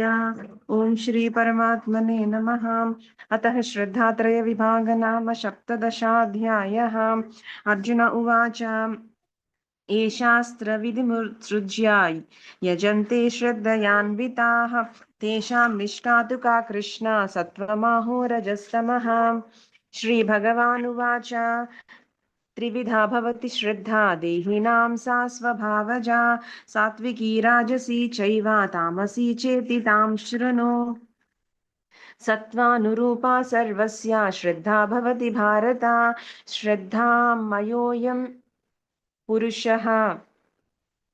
श्रद्धामयोऽयं पुरुषो यो यजच्छ्रद्धः स एव सः। यजन्ते सात्विका देवान् यक्षरक्षांसि राजसाः प्रेतान् भूतग्रांश्चान्ये यजन्ते तामसा जनाः। अशास्त्रविहितं घोरं तप्यन्ते ये तपो जनाः दम्भाहङ्कारसंयुक्ताः कामरागबलान्विताः कर्षयन्तः शरीरस्थं भूतग्राममचेतसः मां चैवान्तः शरीरस्थं तान् विद्यासुर निश्चयान्। आहारस्त्वपि सर्वस्य त्रिविधो भवति प्रियः यज्ञस्तपस्तथा दानं तेषां भेदमिमं शृणु। आयु सत्त्वबलारोग्य सुखप्रीतिविवर्धनाः रस्याः स्निग्धा स्थिरा हृद्या आहार सात्विकप्रियाः कट्वं ललवनात्युष्ण तीक्ष्णरूक्षविदाहिनः आहारराज्यस्येष्टा दुःखशोकामयप्रदाः यातयामं गतरसं पूतिपर्युषितं च यत् उच्छिष्टमपि चामेध्यं भोजनं तामसप्रियम् अफलाकाङ्क्षिभिर्यज्ञो विधिदिष्टो युज्यते यष्टव्यमेवेति मनः समाधाय स सात्विकः अभिसन्धाय तु फलं दम्भार्थमपि चैव यत् युज्यते भरतश्रेष्ठात्तं यज्ञं विद्धि राजसं विधिहीनमसृष्टान्नं मन्त्रहीनमदक्षिणं श्रद्धाविरहितं यज्ञं तामसं परिचक्षते देवद्विजगुरुप्राज्ञा पूजनं शौचमार्जवं ब्रह्मचर्यमहिंसा च शारीरं तप उच्यते अनुद्वेगकरं वाक्यं सत्यं प्रियहितं च यत् स्वाध्यायाभ्यसनं चैव वाङ्मयं तप उच्यते मनः प्रसादः सौम्यत्वं मौनमात्मविनिग्रहः भावसंशुद्धिरित्येतत् तपोमानसमुच्यते श्रद्धया परया तप्तं तपस्तत्त्रिविधं नरैः अफलाकाङ्क्षिभिर्युक्तैः सात्विकं परिचक्षते सत्कारमानपूजार्थं तपोदम्भेन चैव यत् क्रियते तदिह प्रोक्तं राजसं चलमध्रुवं मूढग्राहेणात्मनो यत्पीडया क्रियते तपः परस्योत्सादनार्थं वा तत्तामसमुदाहृतम् दातव्यमिति यद्दानं दीयतेनुपकारिणे देशे काले च पात्रे च तद्दानं सात्विकं स्मृत यत्तु पर्युपकारार्थं फलमुद्दिश्य वा पुनः दीयते च परिक्लिष्टं तद्दानं राजसंस्मृतम् आदेशकाले यद्दानम् अपात्रेभ्यश्च दीयते असत्कृतमवज्ञातं तत्तामसमुदाहृतम् ॐ तत्सदिति निर्देशो ब्रह्मणस्त्रिविधः स्मृतः ब्राह्मणास्तेन वेदाश्च यज्ञाश्च विहिता पुरा तस्मादोम् इत्युदाहृत्य यज्ञदानतपक्रियाः प्रवर्तन्ते विधानोक्ताः सततं ब्रह्मवादिनां तदित्यनभिसन्धाय फलं यज्ञतपक्रियाः दानक्रियाश्च विविधाः क्रियन्ते मोक्षकाङ्क्षिभिः सद्भावे साधुभावे च सदित्येतत् प्रयुज्यते प्रशस्ते कर्मणि सज्जब्धपादयुज्यते यज्ञे तपसि दाने च स्थितिः सद्दितच्चोच्यते कर्म चैव तदर्धीयं सदित्येवाभिधीयते अश्रद्धया हुतं दत्तं तपस्तप्तं कृतं च यत् असदित्युच्यते पार्थ न च तत्प्रेत्य नो इह ॐ तत्सदिति श्रीमद्भगवद्गीतासु उपनिषत्सु ब्रह्मविद्यायां योगशास्त्रे श्रीकृष्णार्जुनसंवादे श्रद्धात्रयविभागनाम सप्तदशाध्यायः सर्वं श्रीकृष्णार्पणमस्तु हरे कृष्णा कृष्णा कृष्णा हरे हरे हरे राम राम राम हरे हरे हरे कृष्णा कृष्णा कृष्णा हरे हरे हरे राम राम राम हरे हरे हरे कृष्णा माता जी।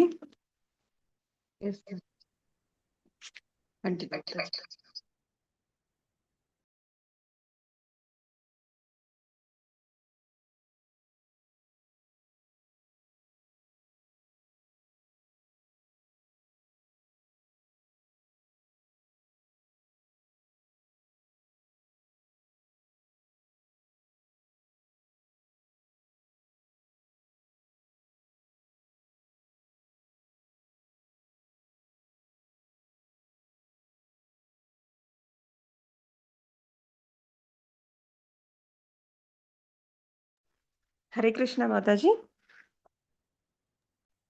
हरे कृष्ण माता जी कीजिए माता जी। गुड।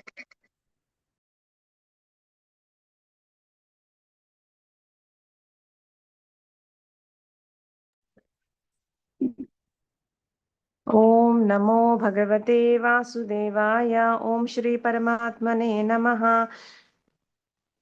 अतः मोक्षसन्न्यासयोगो नाम अष्टादशाध्यायः। अर्जुन उवाच सन्न्यासस्य महाबाहो तत्त्वमिच्छामि वेदितुं त्यागस्य च हृषीकेश पृथक्के शिनिषूदन। श्रीभगवानुवाच काम्यानां कर्मणां न्यासं सन्न्यासं कवयो विदुः सर्वकर्मफलत्यागं प्राहुस्त्यागं विचक्षणाः त्याज्यं दोषवदित्येके कर्म प्राहुर्मनीषिणः यज्ञदानतपः कर्म न त्याज्यमिति चापरे निश्चयं शृणु मे तत्र त्यागे भरतसत्तमा त्यागो हि पुरुषव्याघ्र त्रिविधः सम्प्रकीर्तितः यज्ञदानतपः कर्म न त्याज्यं कार्यमेव तत् यज्ञो दानं तपश्चैव पावनानि मनीषिणाम् एतान्यपि तु कर्माणि सङ्गं त्यक्त्वा फलानि च कर्तव्यानीति मे पार्थ निश्चितं मतमुत्तमम् नियतस्य तु सन्न्यासः कर्मणो नोपपद्यते मोहात्यस्य परित्यागः तामसः परिकीर्तितः दुःखमित्येव यत्कर्म कायक्लेशभयात् त्यजेत् स कृत्वा राजसं त्यागं नैव त्यागफलं लभेत् कार्यमित्येव यत्कर्म नियतं क्रियतेऽर्जुन सङ्गं त्यक्त्वा फलं चैव स त्यागः सात्विको मतः न द्वेष्ट्य कुशलं कर्म कुशलेनानुषज्यते त्यागी सत्त्वसमाविष्टो मेधावी छिन्न संशयः न हि देहभृता शक्यं त्यक्तुं कर्माण्यशेषतः यस्तु कर्मफलत्यागी स त्यागीत्यभिधीयते अनिष्टमिष्टं मिश्रं च त्रिविधं कर्म न फलं भवत्यत्यागिनां प्रीत्य न तु सन्न्यासिनां क्वचित् पञ्चैतानि महाबाहो कारणानि निबोध मे साङ्ख्ये कृतान्ते प्रोक्तानि सिद्धये सर्वकर्मणाम् अधिष्ठानं तदा कर्ता करणं च पृथक्विधं विविधाश्च पृथक् चेष्टा दैवं चैवात्र पञ्चमम् शरीरवाङ्मनोभिर्यत् कर्म प्रारभते नरः न्यायं वा विपरीतं वा पञ्चैते तस्य हेतवः तत्रैवं सति कर्तारम् आत्मानं केवलं तु यः पश्यैत्यकृतबुद्धित्वान् न स पश्यति दुर्मतिः यस्य नाहङ्कृतो भावो बुद्धिर्यस्य न लिप्यते हत्वापि स इमान् लोकान् न हन्ति न निबध्यते ज्ञानं ज्ञेयं परिज्ञाता त्रिविधा कर्म चोदना करणं कर्म कर्तेति त्रिविधः कर्म संग्रहः ज्ञानं कर्म च कर्ता च त्रिधैः गुणभेदतः प्रोच्यते गुणसंख्याने यदावत् शृणुतान्यपि सर्वभूतेषु येनैकं भावमव्ययमीक्षते अविभक्तं विभक्तेषु तज्ज्ञानं विद्धि सात्विकं पृथग्त्वेन तु यज्ञानं नानाभावान् पृथग्विधान् वेत्ति सर्वेषु भूतेषु तज्ज्ञानं विद्धि राजसम् यत्तु कृत्स्नवदेकस्मिन् कार्ये सक्तमहैतुकम् अतत्त्वार्धमदल्पं च तत्तामसमुदाहृतं नियतं सङ्गरहितम् अरागद्वेषतः कृतम् अफलप्रेप्सुना कर्म यत्तत् सात्विकमुच्यते यत्तु कामेप्सुना कर्म साहङ्कारेण वा पुनः क्रियते बहुलायासं तद्राजसमुदाहृतम् अनुबन्धं क्षयं हिंसाम् अनपेक्ष्य च पौरुषं मोहादारभ्यते कर्म यत्तत्तामसमुच्यते मुक्तसङ्गो नहं वादी धृत्युत्साहसमन्वितः सिद्ध्यसिद्ध्योर्निर्विकारः कर्ता सात्विक उच्यते रागी कर्मफलप्रेप्सुः लुब्धो हिंसात्मको शुचिः हर्षशोकान्वितः कर्ता राजसः परिकीर्तितः अयुक्तः प्राकृतः स्तब्धः शठो नैष्कृति कोलसः विषादी दीर्घसूत्री च कर्ता तामस उच्यते बुद्धेर्भेदं धृतेश्चैव गुणतस्त्रिविधं शृणु प्रोच्यमानम् अशेषेण पृथक्त्वेन धनञ्जय प्रवृत्तिं च निवृत्तिं च कार्याकार्ये भयाभये बन्धं मोक्षं च या वेत्ति बुद्धिः सा पार्थ सात्विकी यया धर्ममधर्मं च कार्यं च कार्यमेव च अयथावत् प्रजानाति बुद्धिः सा पार्थ राजसी अधर्मं धर्ममिति या मन्यते तमसावृता सर्वार्थान् विपरीतांश्च बुद्धिः सा पार्थ तामसी धृत्या यया धारयते मनः प्राणेन्द्रियक्रियाः योगेनाव्यभिचारिण्या धृतिः सा पार्थ सात्विकी यया तु धर्मकामार्थान् धृत्या धारयते अर्जुन प्रसङ्गेन फलाकाङ्क्षी धृतिः सा पार्थ राजसी यया स्वप्नं भयं शोकं विषादं मदमेव च न विमुच्यति दुर्मेधा धृतिः सा पार्थ तामसी सुखं त्विदानीं त्रिविधं शृणु मे भरतर्षभ अभ्यासाद्रमते यत्र दुःखान्तां न निगच्छति यत्तदग्रे विषमिव परिणामे मृतो ममं तत्सुखं सात्विकं प्रोक्तम् आत्मबुद्धिप्रसादमजम् विषयेन्द्रियसंयोगाद् यत्तदग्रे मृता तापहम् यदग्रे चानुबन्धे च सुखं मोहनमात्मनः निद्रालस्य प्रमादोत्तं तत्तामसमुदाहृतम् न तदस्ति पृथिव्यां वा दिवि वेदेषु वा पुनः सत्वं प्रकृतिजैर्मुक्तं यदेभिः स्यात् त्रिभिर्गुणैः क्षत्रियविषां शूद्राणां च परन्तपा कर्माणि प्रविभक्तानि स्वभाव प्रभवैर्गुणैः शमोदमस्तपः शौचं कान्तिराजवमेव च ज्ञानं विज्ञानमास्तिक्यं ब्रह्मकर्म स्वभावजम् शौर्यं तेजो धृतिर्दाक्ष्यं युद्धे चाप्यपलायनं दानमीश्वरभावश्च क्षात्रं कर्म स्वभावजं कृषिरोगक्ष्यवाणिज्यं वैश्यकर्म स्वभावजं परिचार्यात्मकं कर्म शूद्रास्यापि स्वभावजं स्वे स्वे कर्मण्यभिरक्तः संसिद्धिं लभते नरः स्वकर्मनिरतः सिद्धिं यथा विन्दति तच्छृणु यतः प्रवृत्तिर्भूतानां येन सर्वमिदं ततं स्वकर्मणा तमभ्यर्च्य सिद्धिं विन्दति मानवः श्रेयान् स्वधर्मो विगुणः परधर्मात् स्वनुष्ठितात् स्वभावनियतं कर्म कुर्वन्नाप्नोति किल्बिषम् सहजं कर्म कौन्तेय सदोषमपि न त्यजेत् सर्वारम्भा हि दोषेण धूमेनाग्निरिवावृताः असक्तबुद्धिः सर्वत्र जितात्मा विगतस्पृहः नैष्कर्म्य सिद्धिं परमां सन्न्यासेनाधिगच्छति बुद्ध्या विशुद्धया युक्तो धृत्यात्मानं नियम्य च शब्दादीन् विषयान् त्यक्त्वा रागद्वेषौ व्युदस्य च विविक्तसेवी लघ्वासी यतवाक्कायमानसः ध्यानयोगपरो नित्यं वैराग्यं समुपाश्रितः अहङ्कारं बलं दर्पं कामं क्रोधं परिग्रहं विमुच्य निर्ममः शान्तो ब्रह्मभूयाय कल्पते ब्रह्मभूत प्रसन्नात्मा न शोचति न काङ्क्षति समः सर्वेषु भूतेषु किं लभते पराम्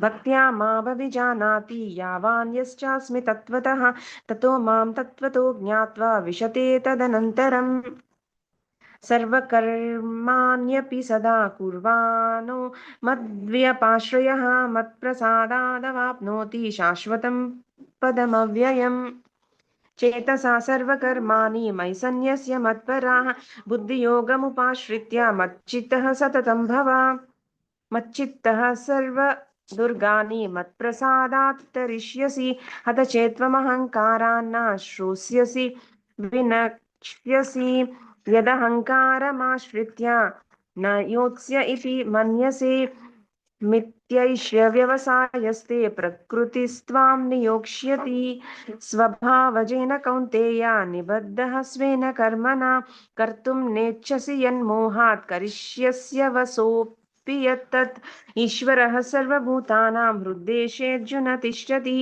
ब्राह्मयन् सर्वभूतानि यन्त्रारूढानि मायया तमेव शरणं गच्छ सर्वभावेन भारत तत्प्रसादात् परां शान्तिं स्थानं प्राप्स्यसि शाश्वतम् इति ते ज्ञानमाख्यातं गुह्याद् गुह्यतरं मया विमृश्यैतदशेषेण यथेच्छसि तथा कुरु सर्वगुह्यतमं भूयः शृणु मे परमं वचः इष्टोऽसि मे दृढमिति ततो वक्ष्यामि ते हितं मन्मना भव मद्भक्तो मद्याजी मां नमस्कुरु मामे वैश्यसि सत्यं ते प्रतिजाने प्रियोऽसि मे सर्वधर्मान् परित्यज्य मामेकं शरणं व्रज अहं त्वां सर्वपापेभ्यो मोक्षयिष्यामि मा शुचः इदं ते न तपस्काय न भक्ताय कदाचन न चाशुश्रूषवे वाच्यं न च मां योऽभ्यसूयते य इदं परमं गुह्यं मद्भक्तेष्वभिधास्यति भक्तिं मयि परां कृत्वा मामे वैष्यत्य संशयः न च तस्मान् मनुष्येषु कश्चिन्मे प्रियकृत्तमः भविता न च मे तस्मात् अन्यः प्रियतरो भुवि अध्येष्यते च इमं धर्म्यं संवादमावयोः ज्ञानं यज्ञेन तेनाहम् इष्टः स्यामिति मे मतिः श्रद्धावाननसूयश्च शृणुयादपि यो नरः सोऽपि मुक्तः शुभान् लोकान् प्राप्नुयात् पुण्यकर्मणाम् कच्चिदेतच्छ्रुतं पार्थ त्वयैकाग्रेण चेतसा कच्चिदज्ञानसम्मोहः प्रणष्टस्ते धनञ्जय अर्जुन उवाच नष्टो मोहः स्मृतिर्लब्धा तत्प्रसादान्मयाच्युत स्थितोऽस्मि गतसन्देहः करिष्ये वचनं तव संजय उवाच इत्यहं वासुदेवस्य पार्थस्य च महात्मनः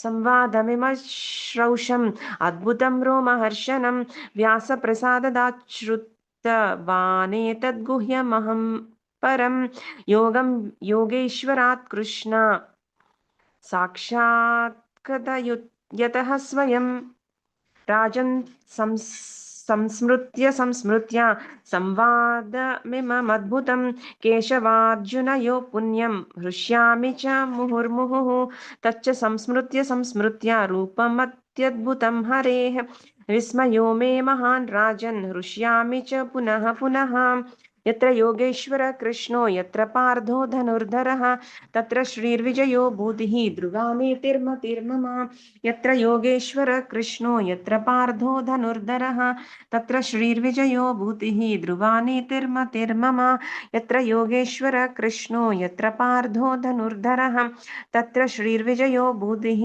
ध्रुवानीतिर्मतिर्मम ओम तत्सदिति श्रीमद्भगवद्गीतासु उपनिषत्सु ब्रह्मविद्यायां योगशास्त्रे श्रीकृष्णार्जुनसंवादे मोक्षसंन्यासयोगो नाम अष्टादशोऽध्यायः सर्वं श्रीकृष्णार्पणमस्तु हरे कृष्णा कृष्णा कृष्णा हरे हरे हरे राम राम राम हरे हरे हरे कृष्णा कृष्णा कृष्णा हरे हरे हरे राम राम राम हरे हरे हरे कृष्णा कृष्णा कृष्णा हरे हरे हरे राम राम राम हरे हरे हरे हरे राम राम कृष्णा हरे कृष्णा हरे कृष्णा कृष्णा कृष्णा कृष्णा हरे हरे हरे हरे हरे हरे राम राम राम हरे राम राम हरे राम हरे राम हरे हरे हरे हरे हरे राम हरे हरे राम कृष्णा कृष्णा हरे राम हरे राम हरे राम हरे हरे हरे हरे हरे राम राम हरे राम हरे कृष्णा हरे कृष्णा कृष्णा हरे हरे हरे राम राम राम हरे हरे हरे हरे राम राम राम हरे हरे हरे कृष्णा हरे हरे हरे राम राम राम हरे राम